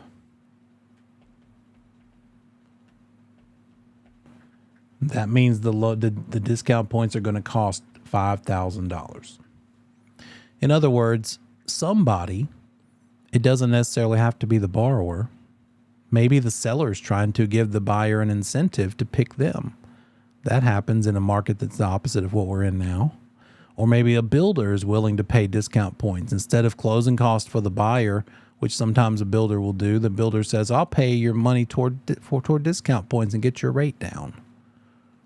Or grandma could do it. It doesn't matter who pays it. That's not a requirement. But the discount point amount to buy the rate down by a certain amount is going to cost 2% of the loan amount, in this case, $5,000. Are we okay with that? How to calculate the dollars the discount points are going to cost? Now let's add that other element to it. All right. The rate is 6% right now. If the lender's charging 2 discount points, the market rate is 6%. How much lower will the rate be after those 2 discount points are purchased? What rate will the borrower be borrowing at? Or what rate will this 6% become? How much is it going to drop? Well, we know that it's currently at 6, and 1 discount point lowers the rate by 1/8 of a percent. Let's again remember that 1 divided by 8 is a decimal of 0.125. And how many discount points are there? They got purchased, 2 of them. So if the 1 discount point drops the rate by 1/8, we need to figure out that 2 discount point drops the rate by 2/8, which is another way of saying 1/4, which is another way of saying 0.25. That's the decimal. So instead of that, we're going to subtract 0.25 from the 6. So 6 minus the 0.25 means the buyer is going to enjoy a payment based on an interest rate of 5.75 in a market where 6 is the typical rate, because they paid $5,000 at closing. Does that make sense logically? That's how discount points work. So it's how much will they cost? And it's also possibly then how much will they drop the rate by. So you need to know how much they cost. They cost 1% of the loan amount. And then you need to know that for every discount point or for every 1% of the loan amount, it lowers the rate by 1/8%.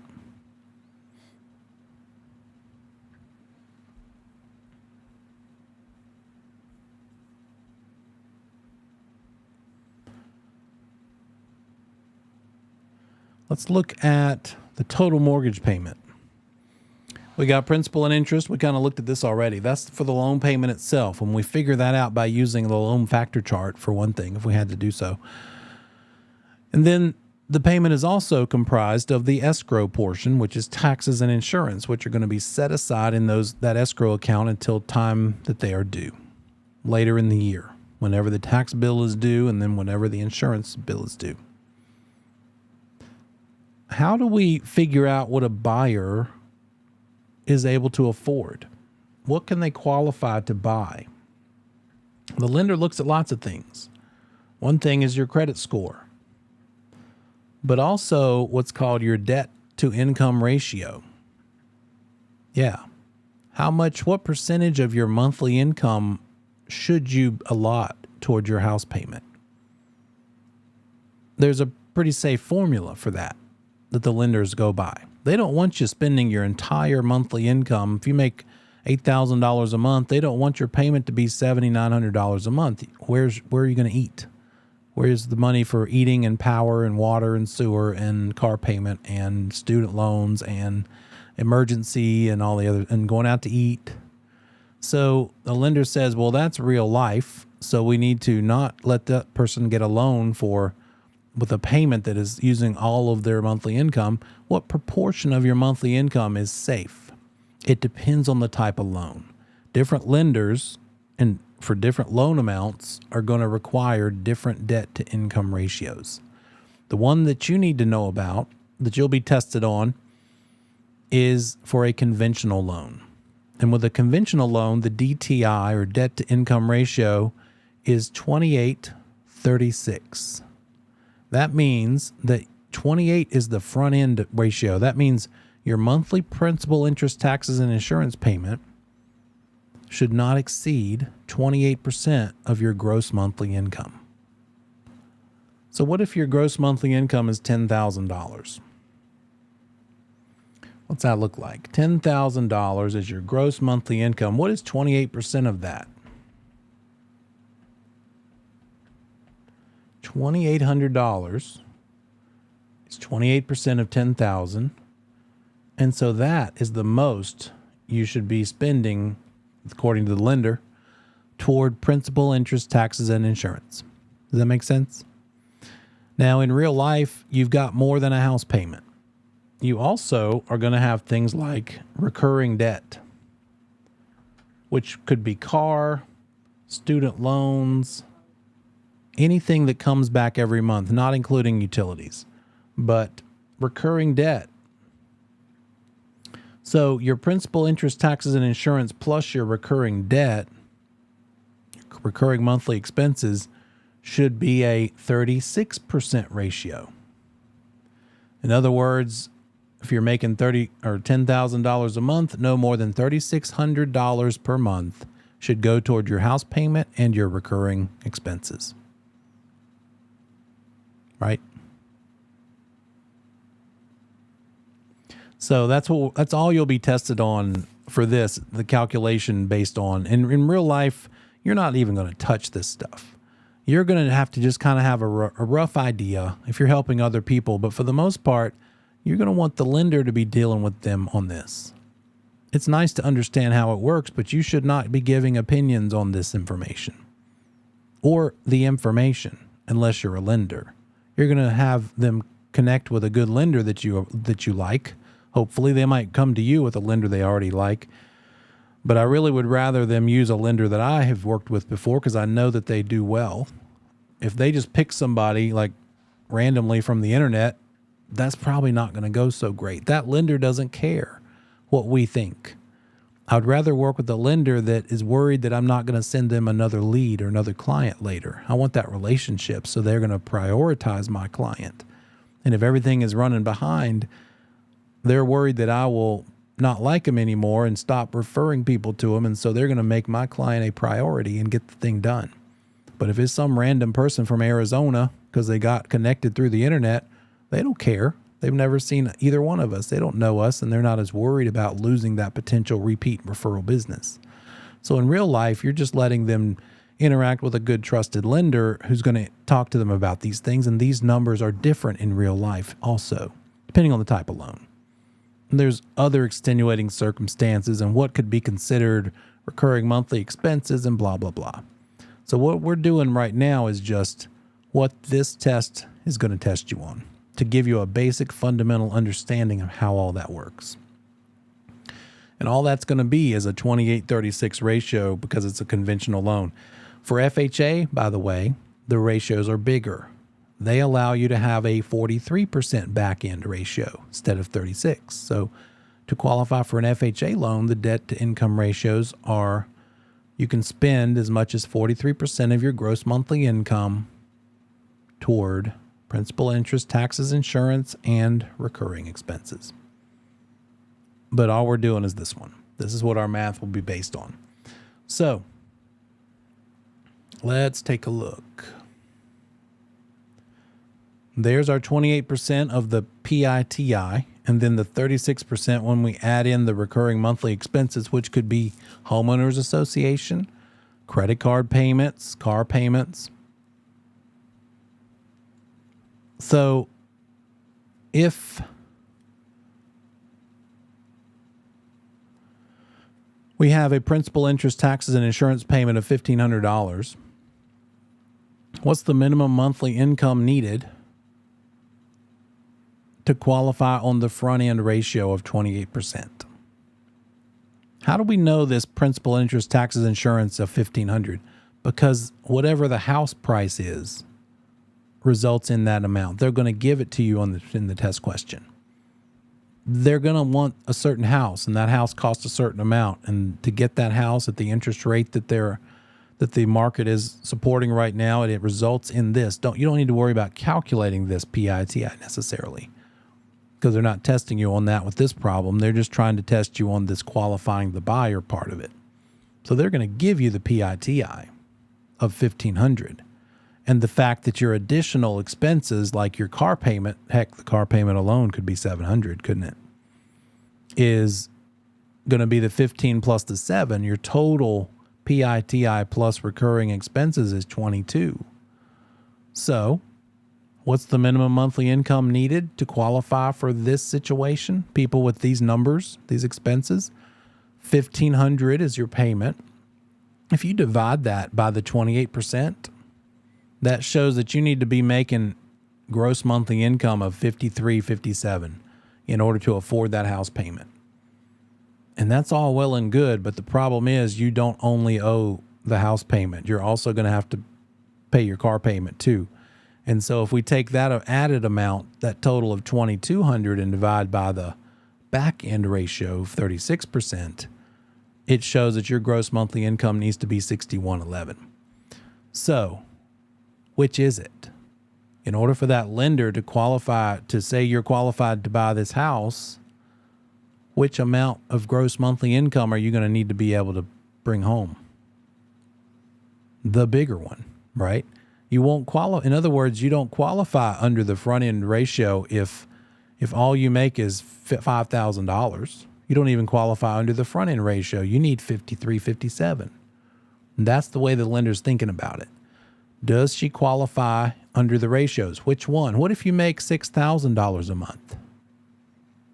Then in this case, this scenario, you qualify under the front end ratio. You could afford the payment, but you couldn't afford the additional $700 car payment.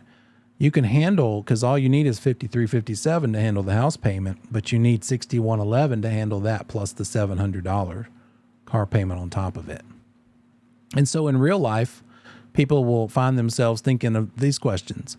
Well, if this is my reality to get this house I really love, and I make $6,000 a month, I need this $700 to be a couple hundred smaller. I need it to only be $550. Would that qualify me? Well, let's look at it. 1,500 for the house payment plus 550 instead of 700. That's a 2,050 number. And if we divide that by 36%, then that gives us 5,694. Yep, that works. In fact, what if it was instead of 700 and instead of 550, what if we split it in the middle and 650 plus the 1,500? If that, we divide that by 3,600, that brings us to 5,972. That still works. So if I could figure out a way to reduce my monthly expenses by $50, then I can afford this house. That's what people in real life really are wheeling and dealing and thinking about. Sometimes they think, I shouldn't have bought that Chevy Tahoe. I was shopping, just window shopping, and I bought a Yukon Denali in like 1999, 2000 for $30,000, and they are not $30,000 anymore. $90,000, $80,000. I mean, used, obviously you can do a little better, but that's just life. That's just life. And so if I had just bought one and my payment was, let's just say 700, but I also had a second car that's just as good and paid for, maybe the move is, should I decide, do I want to go ahead and get rid of that car and therefore the car payment and be able to qualify for this house? That's a real world situation that people think about and decide. What do I need to do to get rid of my monthly debts, lower them enough to qualify for this house because I want to buy this house more than I want to keep that car?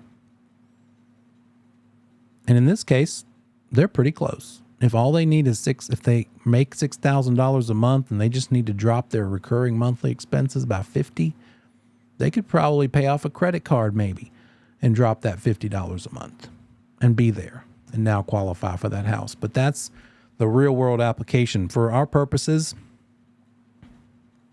you might see a principal and interest payment and how much your recurring debt. They might not just give you one number here. They might say the credit cards are 200, the car payment is 400, and student loans are 100, or whatever could add up. You're going to have to add those things together as the recurring monthly expenses and add them to the monthly house payment and see if that is 36% of whatever the gross monthly income is.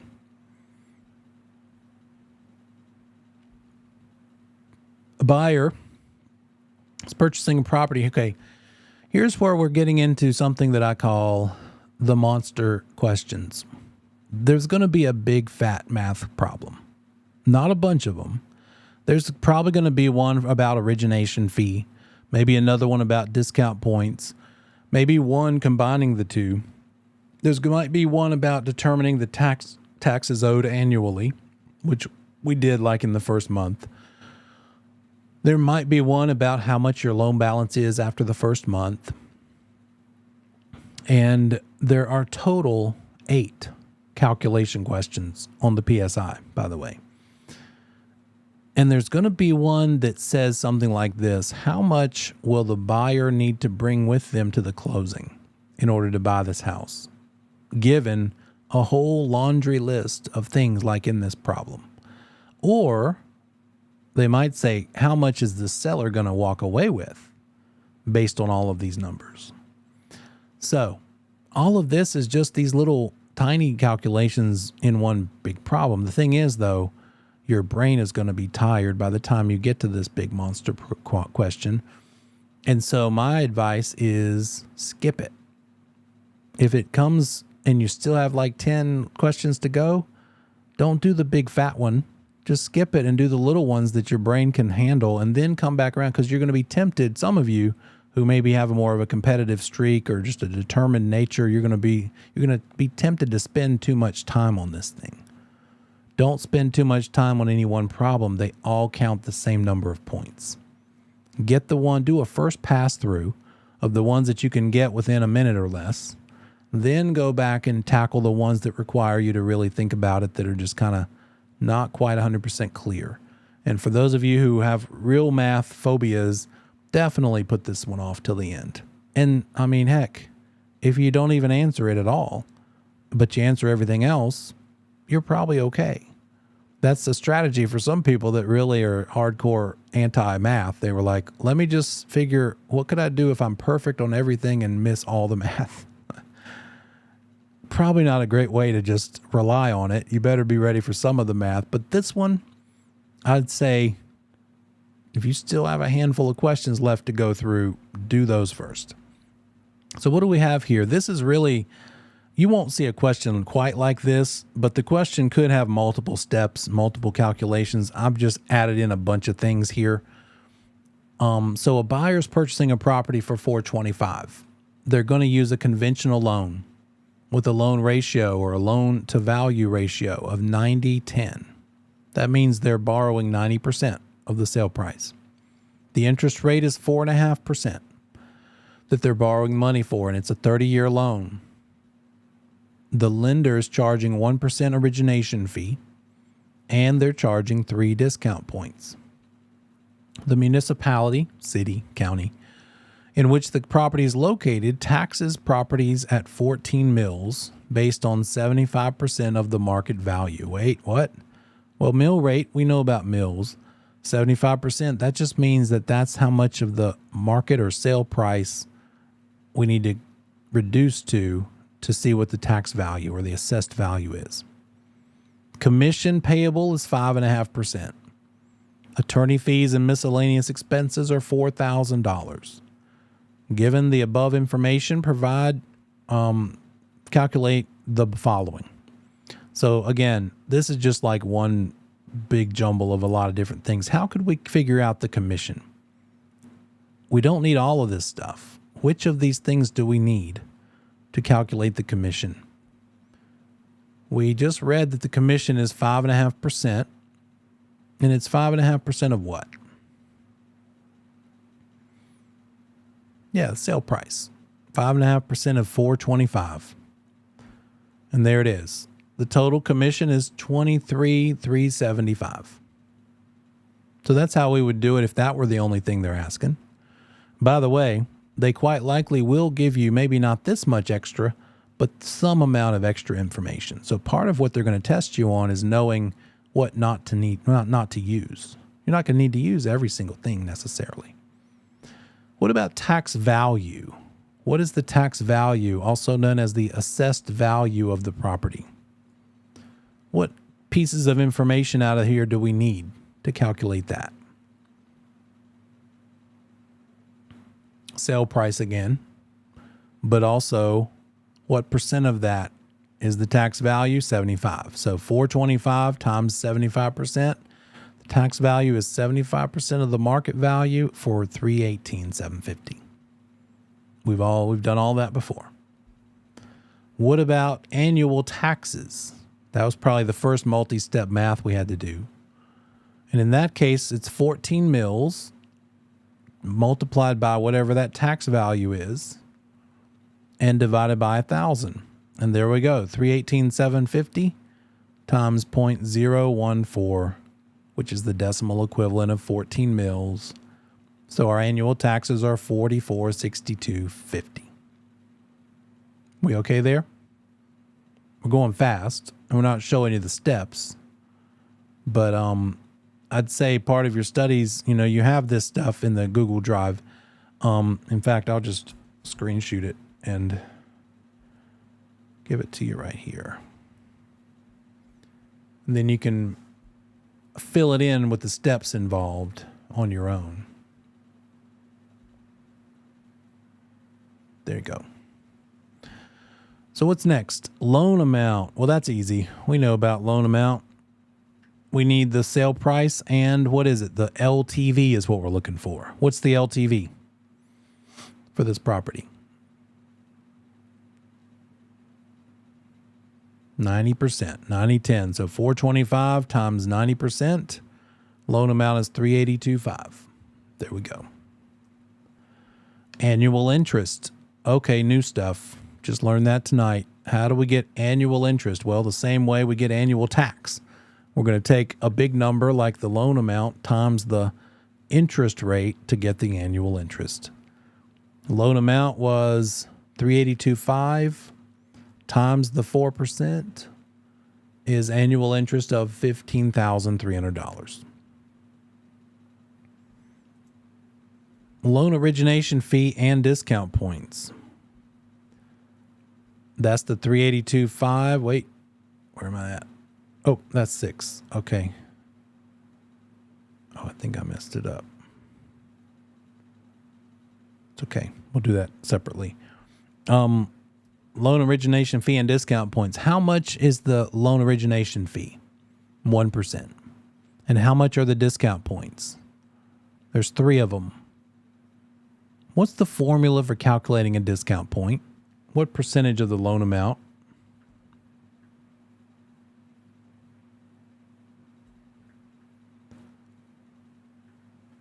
%, also. So, and this is a case where, 1% for origination fee just so happens, 3 discount points, which means 3%.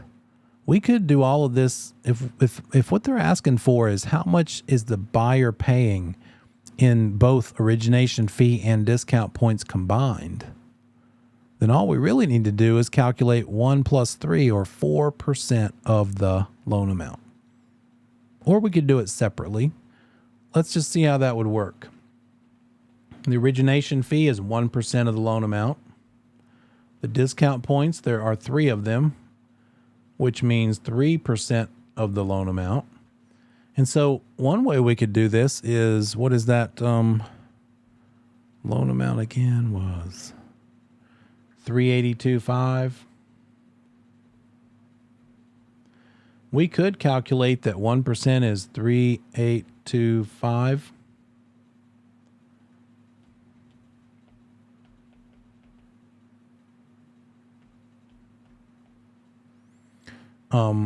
And then we could calculate 3 times that is 11,475, and then add those together.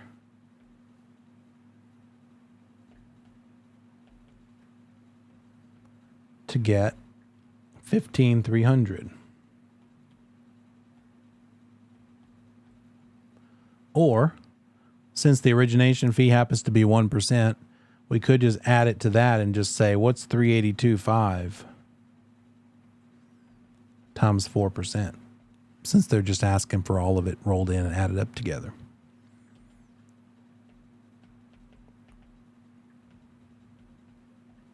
And look at that. 15,300.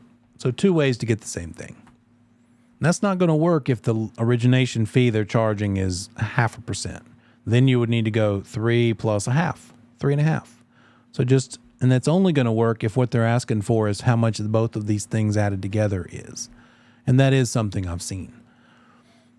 So there we go. That was number 6, 382.5 at 4%, 15.3. And then loan balance after the first payment. Do we have what we need for that? Yeah.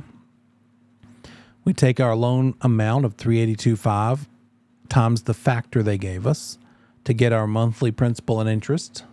Oops. 1939.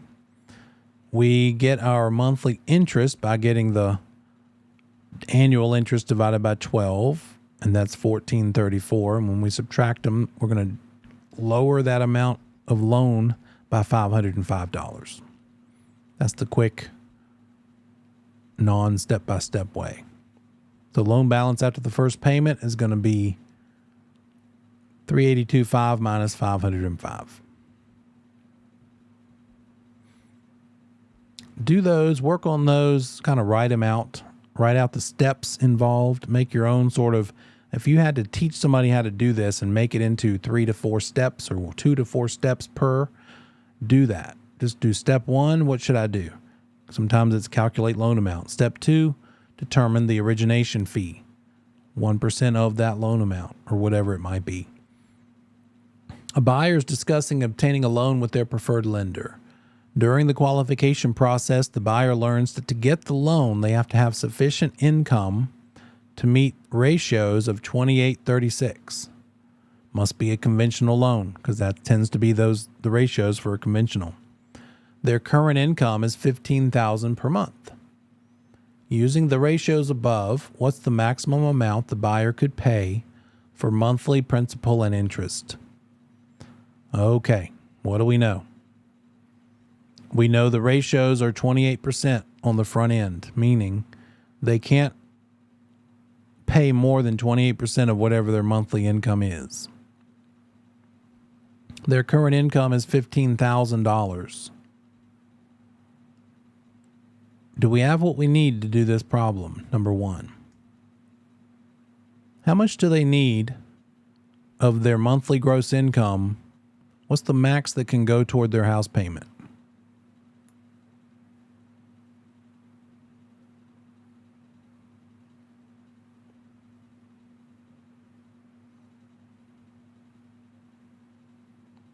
The max that they can pay toward their house payment is 28% of that $15,000, right?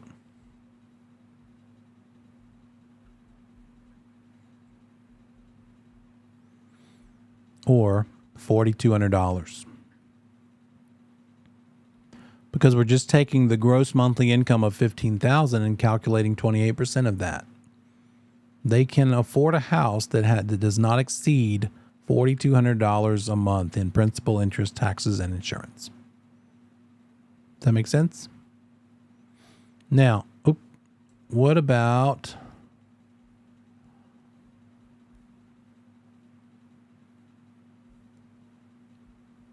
there we go.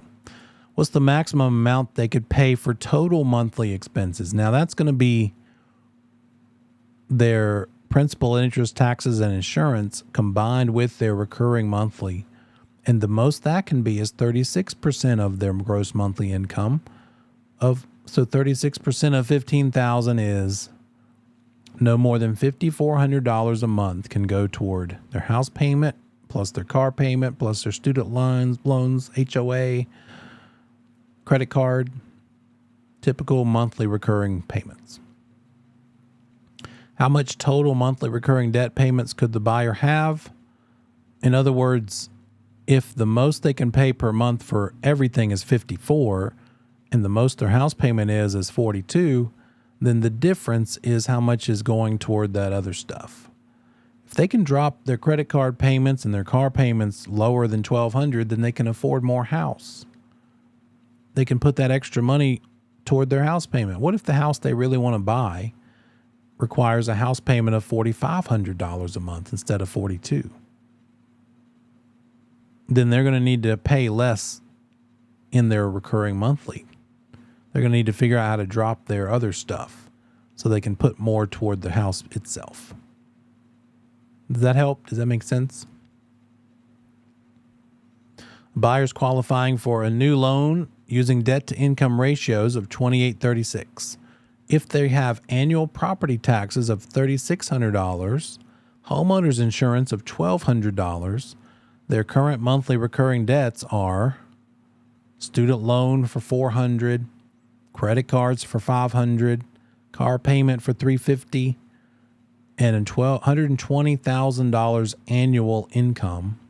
How much is left for principal and interest payments? Oh boy, this is not a one-step problem, right? So let's just write it out. We've got a 28:36 debt to income ratio, like normal. How much is their property tax going to be per month?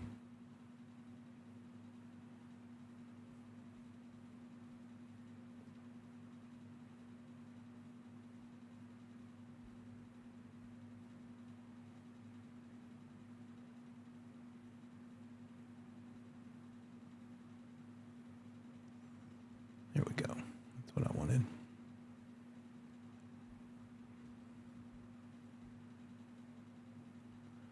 So we've got, there we go. Their property tax per month is $3,600. Oops. Bring that way back.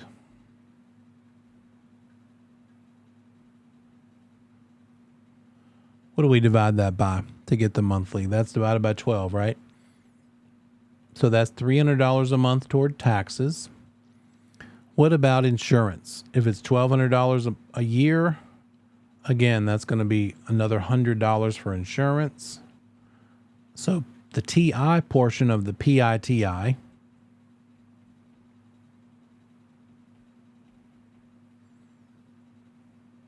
is $400.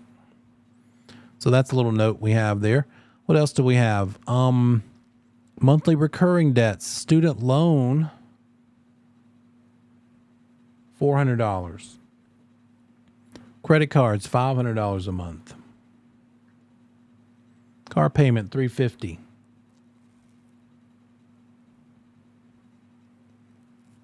And all those add up to what? $1,250. That's the recurring monthly debt.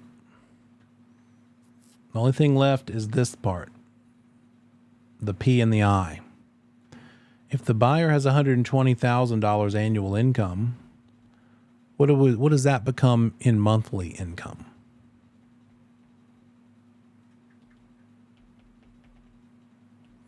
Divided by 12, it's $10,000 a month. How much can they afford for just their principal, interest, taxes, and insurance if their gross monthly is $10,000?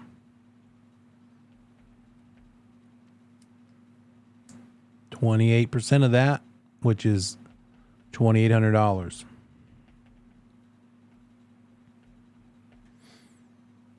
So that's the 28% front end ratio. And how much of that did we decide goes toward taxes and insurance only? $400. So that leaves $2,400 that can go toward just the P and the I. Is that right? There it is. It's kind of messy, or let me show it. Oh, here we go. Oh, there we go. Let me get out of the way.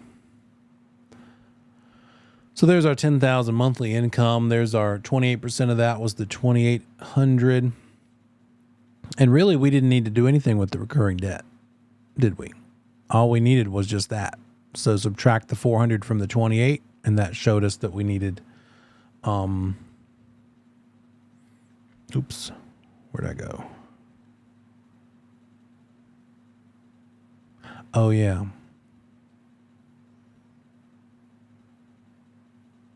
Let me get my thoughts together, figure out what I did there, and I'll see you back here in 10. We'll talk about it when we come back.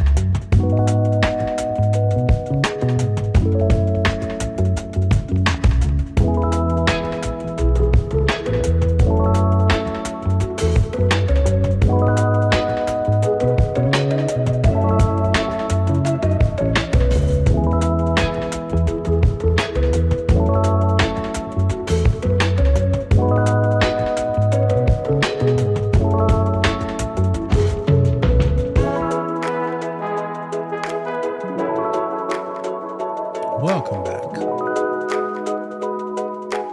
Okay. So we left off and when you get to these problems, you've got to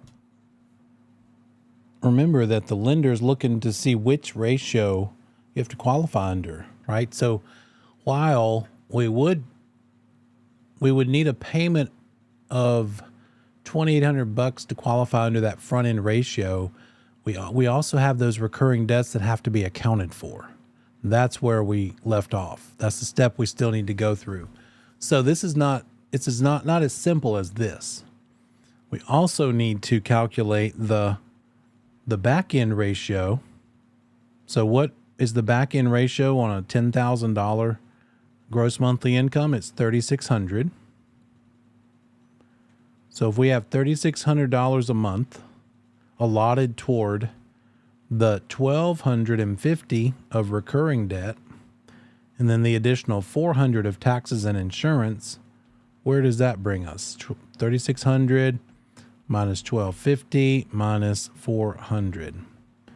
Now that means we only have $1,950 we can spend toward the principal and interest instead of the $2,400.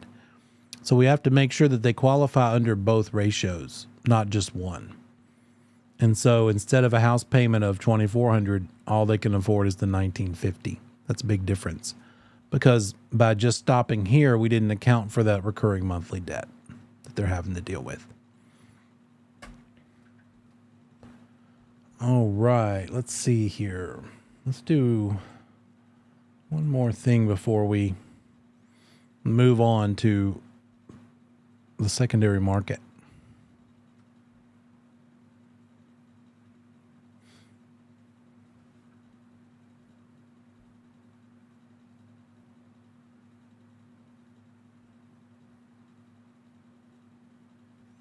Okay, let's see.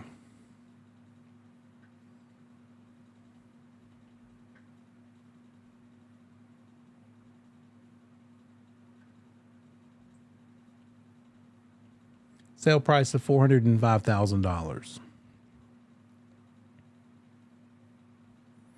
Loan to value ratio of 90%.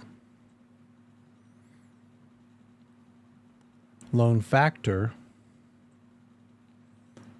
of, let me get a real factor here.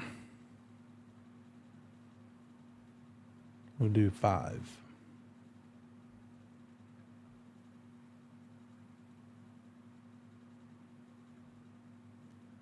No, that'll be confusing. We'll do 5.07. It's 4.5.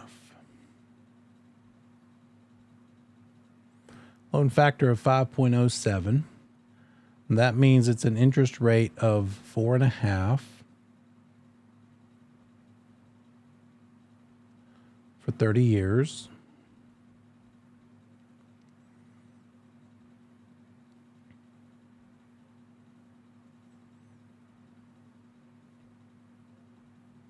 Taxes are 9 mils. And the assessed value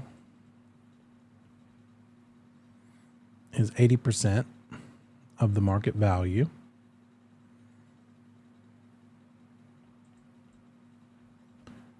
The insurance per year is $950.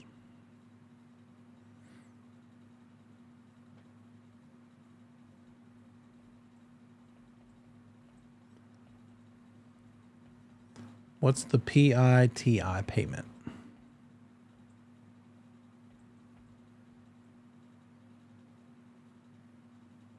For that situation?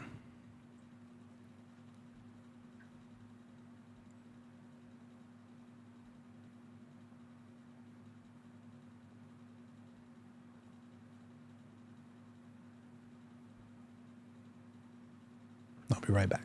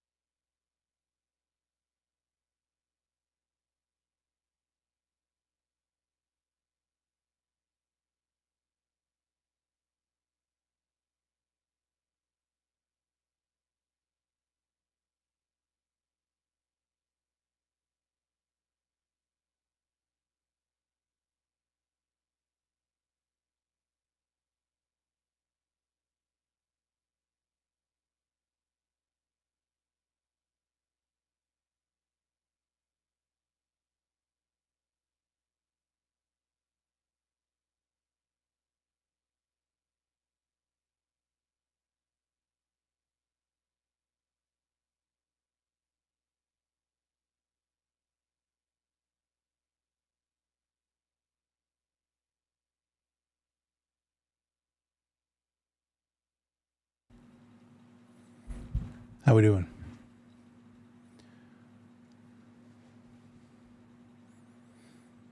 We need principal and interest. We need to get that by using the loan factor and the loan amount. We got the loan amount by using the 475 at 90%. So loan amount is 427,500. If we multiply that by the 5.07 and then divide by 1,000 or divide by 1,000 first, we'll just do it that way. I don't want to swap around steps. That's 42750 times that loan factor of 5.07 means our monthly principal and interest, taxes, insurance is $21.67. We'll just round it to there. Now,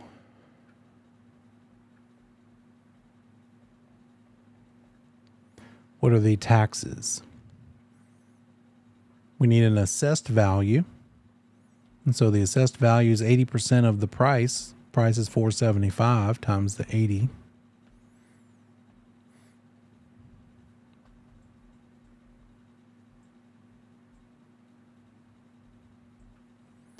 For 380,000.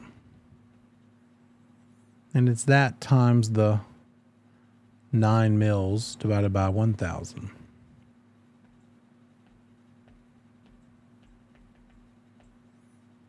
which is $34.20 annually. Turn that into monthly.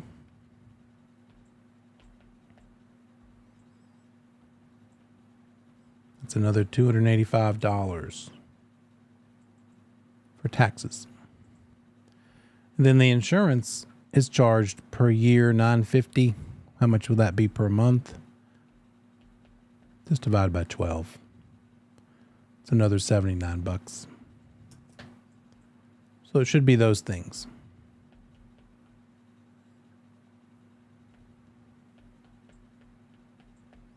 And some change, but for the most part that. How we doing with that? Questions? All right, let's talk about how all this kind of works.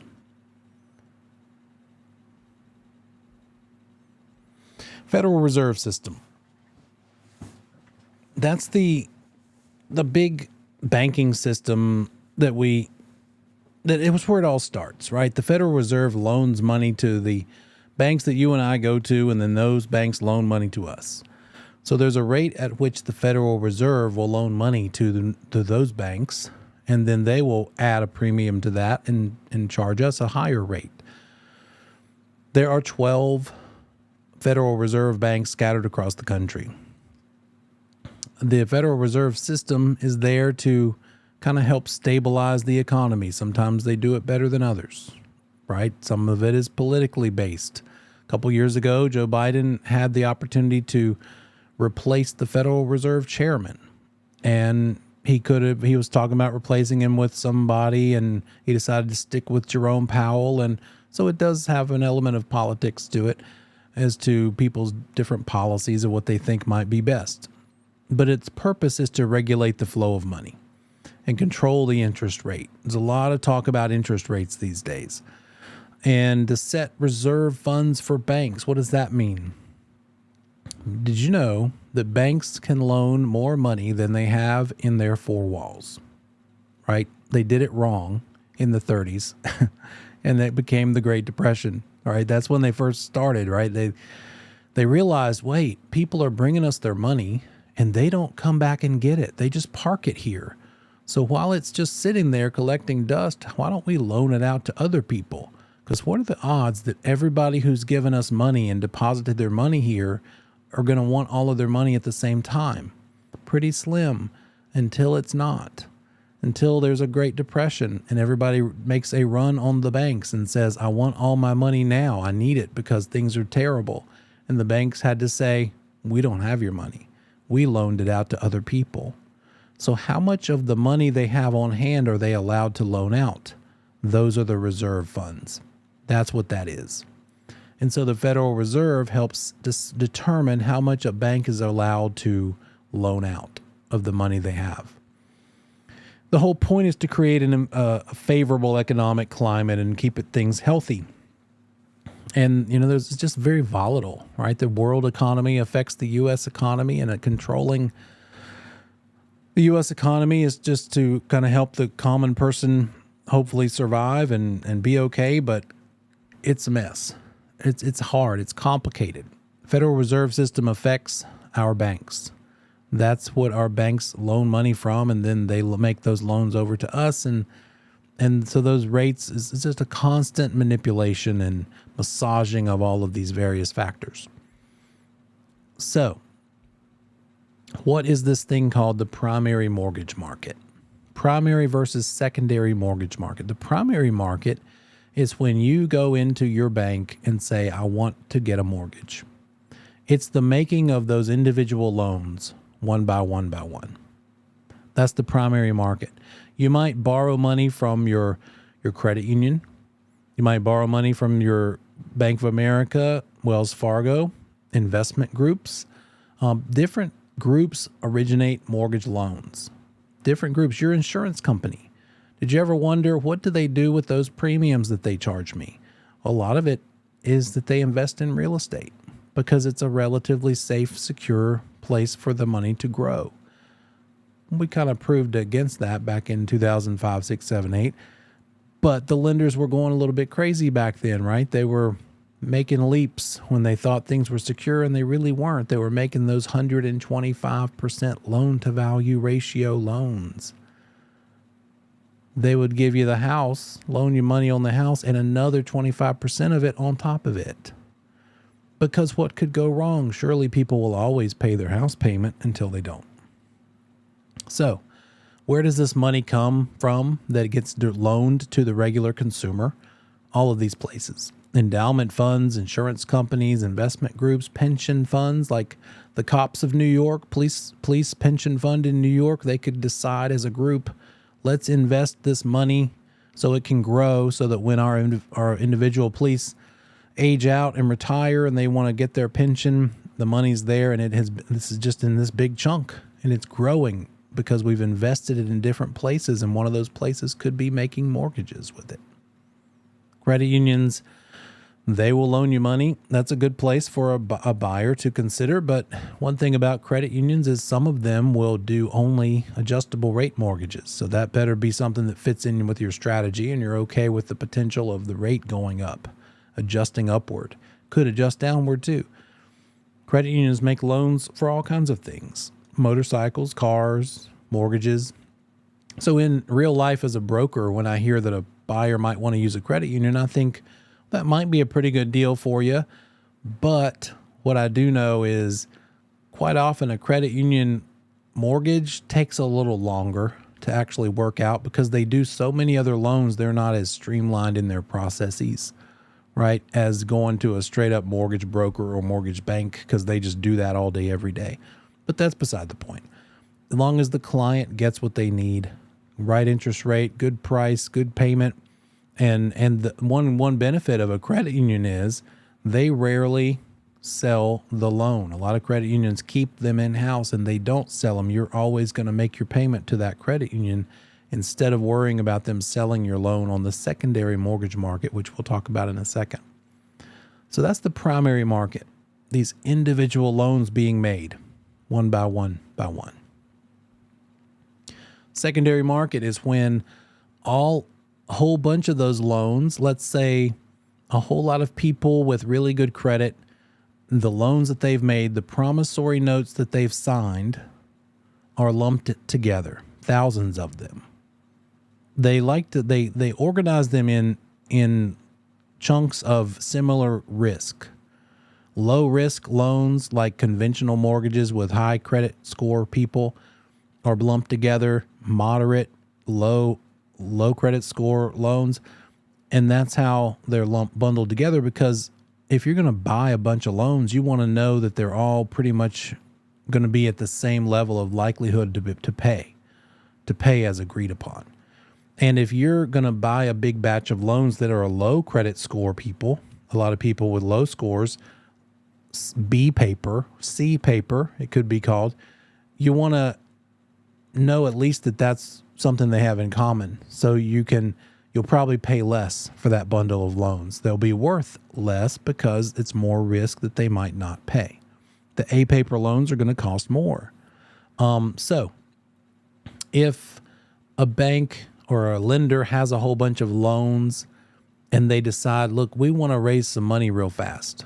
We don't want to wait 30 years for all these different loans to pay us monthly interest. We want the money now. They could bundle them up and sell them to another investor. And that is the secondary mortgage market. The bundling up of these bunches and bunches of loans and selling them back and forth between lenders, between investors. So where do they do this? The mortgage market, the secondary mortgage market, the biggest one that you may have heard of acronym is Fannie Mae. FNMA stands for Federal National Mortgage Association. That's the biggest one. There's also Ginnie Mae that has to do with government loans. Government National Mortgage Association. That's the marketplace for government loans. And then Freddie Mac is a smaller group, but it's just another mortgage market, another market on the secondary, another group of the secondary mortgage market. And so when you buy a bunch of loans, you're paying a bank or a lender that's selling those loans, and now they have this big influx of cash that you've given them. And now you've got a bunch of loans you just bought that you can now sit back and just make interest on for the next however many years. But the big chunk of money you paid for those going to that other entity, now they can use that money to do what? Make more individual loans until they can bundle up again, a whole nother batch. So it's a cyclical, just a constant market occurrence. Fannie Mae is the biggest one. They buy all kinds of loan types. They buy conventional loans, which we'll learn about in a minute. They also buy FHA loans, and they buy VA loans. It's the oldest and biggest of all the participants in the secondary mortgage market. Fannie Mae assists with housing policies. They interact with the government, the federal government, to figure out what are some good policies to help increase home ownership. And they manage and resell these loans for the purpose of stabilizing the mortgage market. They also help determine what guidelines lenders use in deciding if they're going to loan you money to buy a house. Underwriting guidelines. What is an underwriter? An underwriter is the ultimate decision maker when you're getting a home loan or any loan. So the process of that is you go into whatever the mortgage bank or broker is. Bank of America, it might be a mortgage broker person that's not an official bank, but it's a broker who interacts and can sell lots of different loans. Whatever that is, you go and talk to them and apply for that loan. They take your application. They ask you for some pay stubs, your last 2 months of pay stubs. They might ask you for your last 2 years of tax returns and whatever else they want. And you give them to them. They pass that package on over to the loan processor. So it looks like this. We've got the loan originator, which is the one kind of on the street that you met first, that you're interacting with. It's the originator. They collected your loan application. Maybe you're a couple of, they run your credit check. They might even collect your appraisal fee, so that can be paid for later. Once they've gathered up some basic information, they pass it on up the line to the loan processor. This person's going to ask you for some more information. They want bank statements. They want pay stubs. They want tax returns. They might want explanations of why you had a little couple of months of no income. They might ask you for all kinds of different things, and you have to be patient. As a broker, you need to counsel your buyer client. Look, guys, you might feel like a criminal, but it's because of the criminals that we all have to do and jump through these hoops. So they're going to ask you for things, and sometimes the same thing over and over. Be patient. Just the best route for that is to give them what they need as soon as you can. Yeah, good point. They ask why you spent things there. They want to know your bank statements, and then they're going to check again closer to closing. So what I tell people is right now, these are your financial advisors. Don't make any rash decisions and spend any significant amount of money until you ask how that might affect this loan you're trying to get approved for. And the nightmare that we face and worry about and try to warn people of is to drive up to closing in the brand new car. Please don't buy a car before you close on the house. It throws off those debt to income ratios. What if they did a debt to income ratio and they thought the car payment was $300, and then you said, surprise, I've just bought a car and now that's an extra $700 a month. Well, guess what? You might not be buying this house anymore. So that's step one, day one of talking to a new buyer. Hey guys, don't buy anything until you run it by the lender. Don't surprise anybody with big influxes of cash, and don't move a lot of cash around either. The processor is trying to get all of this stuff together so that they can put a nice little bow on top and present it to the ultimate decision maker, the undertaker. Just kidding. The underwriter. The underwriter is the one who decides, yep, it all looks good. You did a great job. She is credit worthy. I like everything I'm seeing. I see everything I need. The underwriter also is going to look at not just what there is to be seen about the applicant, but also the appraisal. They want to know that the property is in good shape too and is worth what they're being asked to loan on. So it's about the people, the person borrowing. It's also about the property. And that underwriter looks at all that stuff. Sometimes they might say, you know what? I don't really like what I'm seeing on this appraisal. I'm not 100% convinced it's worth it. Hey, appraiser, can you add one more comp? Or maybe a couple of under contract things, or maybe some active listings. I want to get a better picture of what the market looks like. Is this property really worth it before we loan you 90% of $1 million or whatever it is? And so that underwriter uses guidelines to decide if they're going to loan the money. And it is those guidelines that we're talking about that Fannie Mae helps to establish. They establish these underwriting guidelines. Different loan types have a different set of guidelines. Some might be more forgiving than others.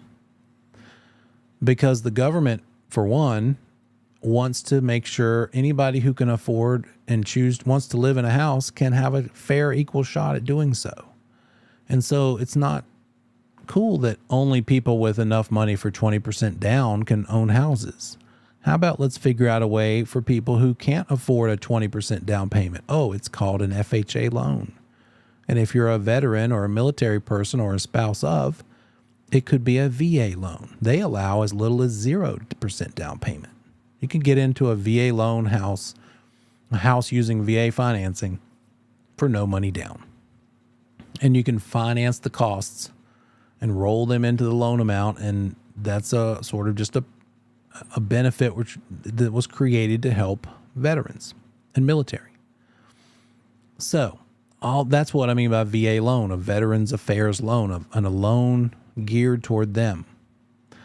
An FHA loan is a way for someone who's not military to also be able to get a lower down payment, maybe not as little as 0 down, but FHA loans do go all the way down to 3.5% down payment. 3.5% down, what is that? Well, the average purchase price in a lot of markets right now is $400,000. And that'd be 14 grand. 3.5% down, 14 grand compared to what? 400,000 times 20% would require $80,000. There's a lot more people with 14 than there are 80. So that's the point of some of these loan types, is to help people who need the help. Also, we'll talk about FHA and VA in a little bit, but Fannie Mae purchases all of these loans in these big chunks back and forth. That's the marketplace where these different investors are buying and selling these packages of loans in this marketplace called Fannie Mae.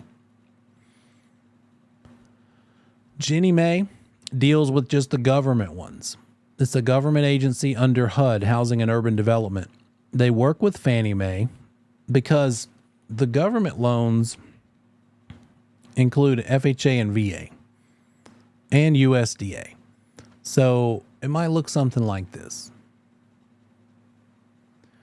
You've got FHA loans, VA loans, USDA loans.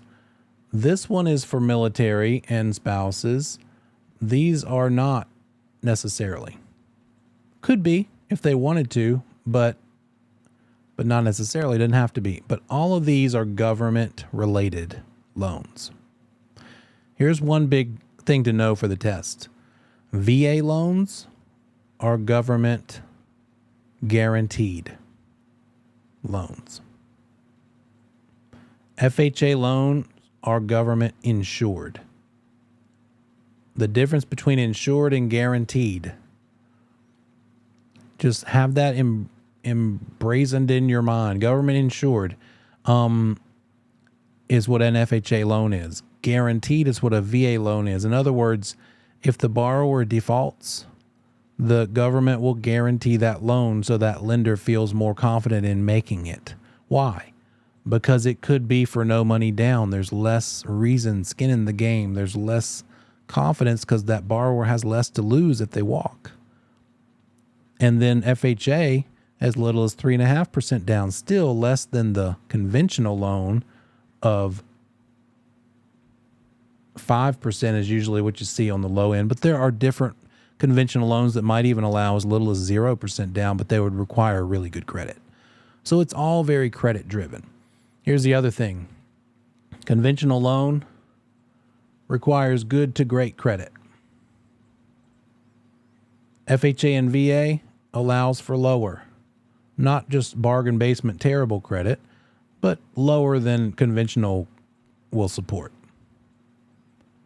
USDA loans are also government backed, but the thing about them is they are more geared toward rural areas, the country, not in the city limits. You can't get a USDA loan if the property is in the city. They're more to encourage people to go out into the wilderness, the sticks. And as cities grow, they start to take over areas and their borders grow. Like my property here, we used to be in the county, but the city limits came out and encompassed us. And it was, I forgot the term right now, but it was taken over by the city, basically. So USDA loans are for rural areas and also lower to moderate income households. So I don't know the exact number right now. We could Google it pretty easily, but it might be like combined household income not more than $70,000. That kind of an idea.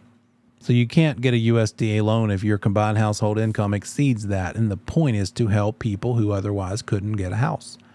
The thing about a USDA loan is it can run out.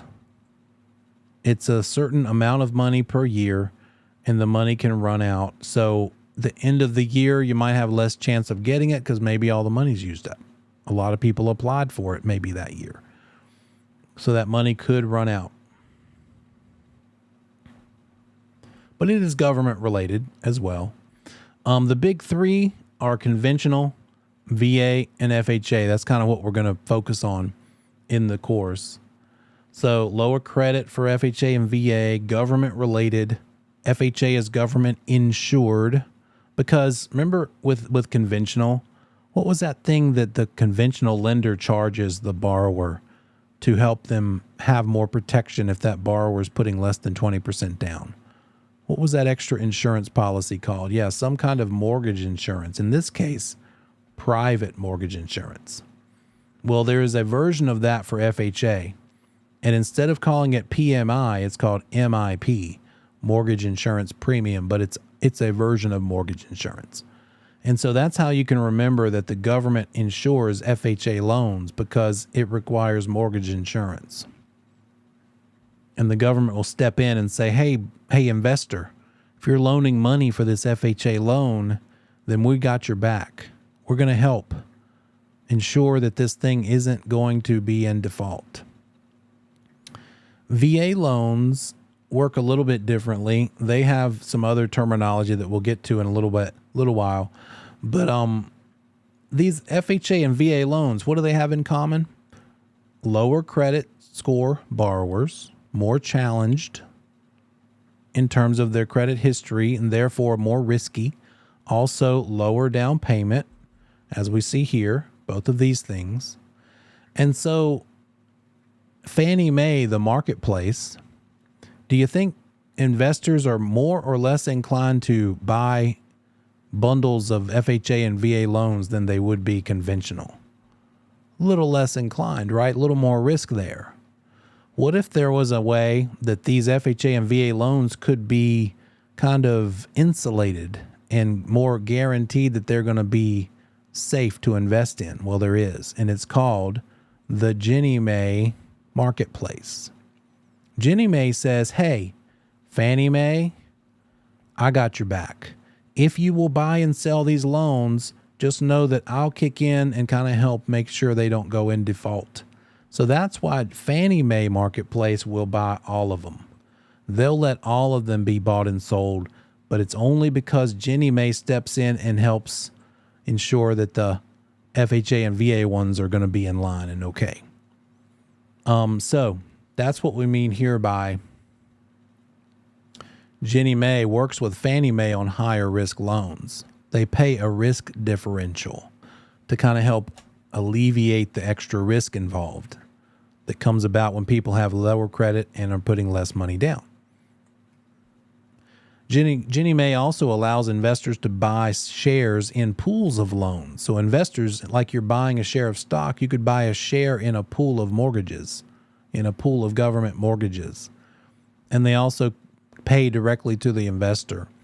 Freddie Mac is the marketplace where could be conventional loans, savings and loans institutions, mortgage banks are all kind of interacting. And it pools loans together, and it also sells bonds against those loans. It's just a smaller marketplace than Ginnie Mae or Freddie Mac. That's about what you need to know about those marketplaces. There was a big change, a big shift in the lending world because of all the abuses leading up to 2008 financial crisis. If you haven't read the book The Big Short or seen the movie, it gives you a little idea of kind of how all that transpired. But between lenders just underestimating the likelihood of people ever not paying their mortgage and the values going down, property values tanked, people were over leveraged. They had those extra LTV types of loans. They had stated income loans I mentioned last night, meaning I could just walk in and say, I want to buy a $800,000 house. How much is that going to be? How much do I need to make in order to qualify for that? Oh, you need to make $400 a year, do you? Yes. Sign here. Okay. And that's about it. They didn't really ask for a bunch of stuff. Stated income, state your income. Is that what you make? Yep. Is that what I need for this house? Yep. Got it. Here's the keys. They made it too easy. And they set people up for failure in some cases where they gave them that pick a pay option. You can make an interest only payment instead of a principal and interest payment. And so people got addicted to saving and getting to pay less per month. And so instead of paying the $1,500 a month, they paid $1,100 a month. And that meant $400 more they could spend on other things. And guess what? They didn't always spend it on smart things. And so they ended up not making any progress paying down their loan. And then the values went down too. And so after 5-10 years, they get ready to sell and the values haven't gone up and their loan amount hasn't gone down. And now they're upside down, meaning they owe more than the house is worth. If they can somehow maybe manage to sell it for $300,000, that's all well and good, but they still owe the lender $325,000. That's a bad place to be. Who has an extra 25 laying around to be able to sell their house? That's how it was when we went on listing appointments back then. We had to say, hey, seller, here's a net sheet. Not what you're going to walk away with when you sell, but here's how much you're going to need to bring with you in order to sell your house. Can you write a check for $20,000 so that you can sell your house? That gets real awkward when they say $20,000 to sell my house and your commission is $25,000. They don't really like us making money when they're paying money or when we make more money than they're ending up with when they sell their house. But it's not our fault that the market was upside down, right?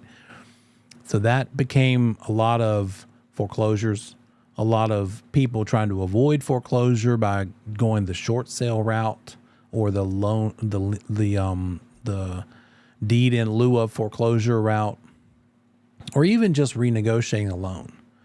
You might know somebody, or when you're a broker, you might run into clients. And the thing is, people are embarrassed, obviously, when they are behind. But if you find out, and it's relatively early in the process, there are other options. Like a couple years ago, that thing which shall not be named, that little illness that went across the world, a lot of people did loan forbearances. Anybody hear of the loan forbearances back then? Basically, they got to take a year off from making a mortgage payment.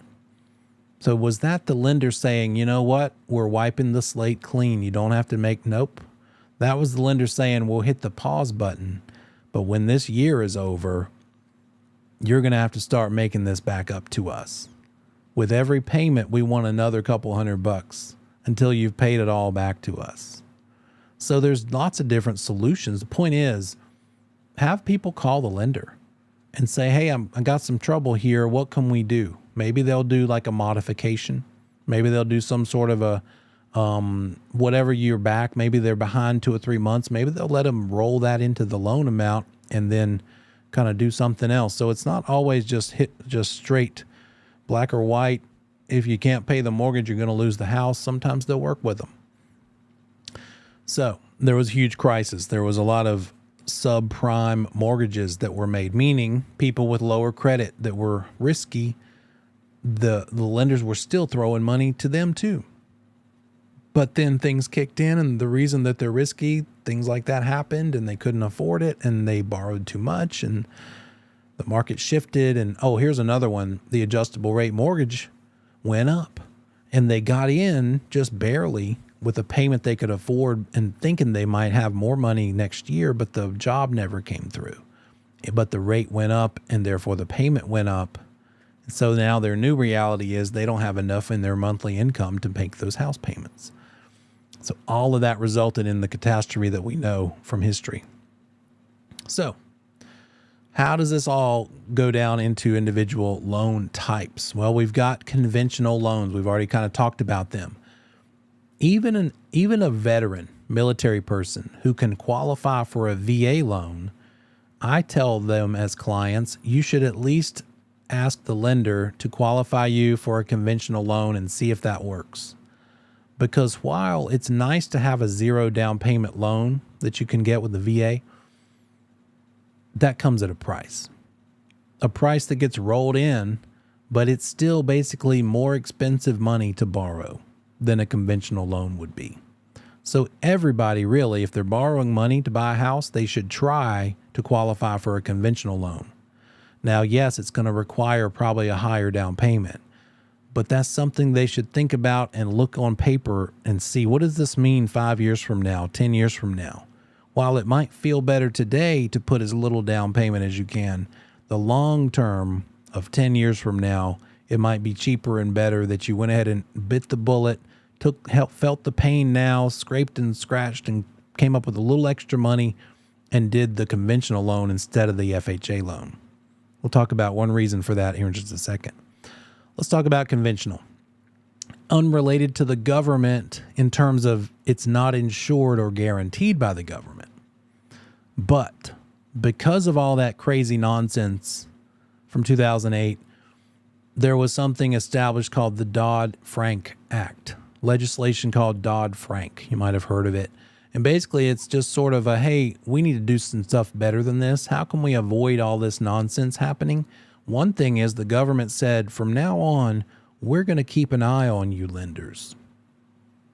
So the government oversight over the mortgage lenders is now a thing. What types of loans does the government oversee? All of them, conventional included. So while the government doesn't guarantee conventional loans or insure them, they're still watching and making sure that lenders are doing the right thing and following the right guidelines and using that loan estimate format that we looked at earlier. So conventional loans, besides that oversight, they're not insured or guaranteed by the government. They tend to be sold. If you get a conventional loan, you're almost guaranteed that you're not going to make your payment to the same bank the whole time you have that loan. Why? Because they are delicious, right? Delicious in terms of an investor's opinion of them. They are great credit score loans. They are solid, safer than others because it's a high credit score, higher down payment. And so investors feel really good owning conventional loans, buying conventional loans. It's a solid, safe investment. So it's going to be bought and sold. It's going to be more marketable. It's like a car that is just pristine. You have a much easier time selling that perfectly clean car when it's all cleaned up and shiny and spotless. So that's a conventional loan, the shiny, clean car. It allows for, it requires a lower loan to value ratio, meaning it requires a higher down payment, right? Because lower LTV, what does that mean? 80 is lower than 90. And that means that it requires more down payment. So if our LTV is 90%, that's a 10% down payment. If a conventional loan requires a lower LTV, that means it requires a higher down payment. Lower LTV, higher down payment, 20 instead of 10. So it's not always 20 though. As we saw earlier, you could have a conventional loan for as little as 5% down, maybe even less. Again, the better the credit score, the better chances you can get a lower down payment. It's a conforming loan. There are conforming loans that are conventional. If they are conforming, that means they're conforming to the guidelines established by Fannie Mae and the lender. Conforming loans are conforming to a certain standard. And so by conforming to that standard of certain credit scores, credit history, reliability, that the almost guaranteed it's going to be safe and the borrower is going to actually pay the loan back with no trouble and no lates. Those are conforming loans. Non-conforming loans could include bigger than normal loans. If it's a jumbo, have you ever wondered when people buy $1 million property or $2 million property, how do they do that? Do they pay cash or do they get a big fat loan? They get a big fat loan. They could borrow the money. And if they do, for those bigger dollar amounts, that's called a jumbo loan, which is non-conforming. It doesn't have the same guidelines as the smaller dollar amount loans does. So that's conventional. And another part of conventional, as we already talked about, if you put less than the 20% down, the lender requires the borrower to take out a private mortgage insurance policy, which again, it covers that lender for whatever the lower down payment is, the difference between that number and the 20% they would prefer. So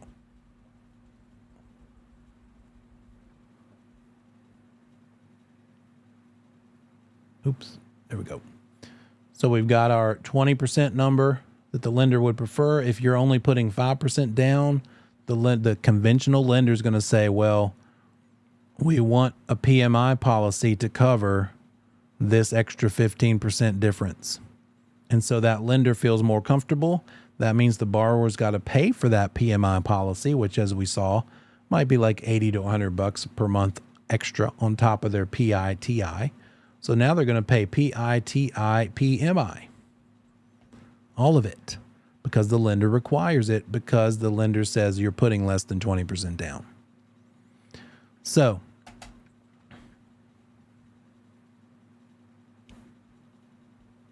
that PMI is additional security for the lender if the buyer defaults.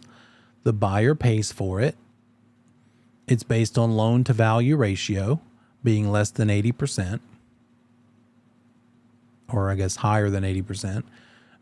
And it's based on whichever's smaller, the sale price or the appraised value. The loan amount, the amount the lender is loaning you is based on what? The smaller of the two. The price or the appraised value. As we talked about last week, what if it appraises for lower than what the agreed upon price is? Why would it appraise for lower? Because the appraiser can't find justification for the sale price. Other houses that have sold down the street didn't sell for that much. So they're limited by what similar houses have sold for, what the market has proven to pay for similar houses. We'll talk about more of this and FHA and VA and all that fun stuff when we come back next week. It's probably safe to go ahead and take the midterm at this point. If you want to do that this weekend, we'll talk about that next week too. Let me know if you have any questions along the way. More important now than ever. So as you're going back through your material and making your syllabus into a study guide and you find some weak spots that you're just not quite understanding, why is this the way it is? Bring those things up. Mention them to me, text me, email me, and then we'll talk about them in class, or I'll make more content. I don't mind making something recorded, video or audio, or even just typing something out and sharing it with everybody to help get a point across, especially with this math. And then don't forget the YouTube channels. We've got Impact Broker Coach. That's got some math walkthroughs. Now that we've done quite a bit of math tonight, it's got several of those that you can kind of pause as you go through. And then Ask Neil Pinder, of course, too. So, I think last night I had set to unlisted, so I'll change that tonight too. So if you're missing any of those videos, let me know, and that's usually the reason. But I think from now on, I'll be able to make sure that they go public immediately. Neil, how long the videos are going to be? Yeah. Sir? How long the videos are going to be there? I just leave them there. They're just there forever until YouTube gets tired of them. If I had nothing else to do, I would carve them up into individual topics, and I'd probably get a lot more results, people running across them. But just the big chunk of 4 hours doesn't do great at all because it's not indexable at all. But that's a task for another day. But they're there for you, publicly available right there. Anything else? I see lips moving, but I don't hear you. I asked you something, Neil. I'll wait for an update. Maybe I'll send an email to talk to you. Yeah, go ahead, do that. Did you have something, Deborah? I still can't hear you. Why is I that? cannot hear you. Can you put it in the chat? What else we got?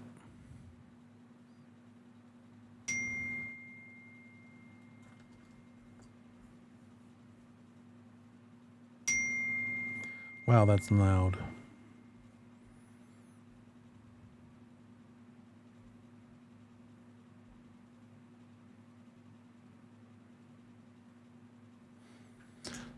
No, it'll be tonight. It should be right now. I caught it tonight and set it to public. So it should be as we speak. I'll go ahead and finish that right now.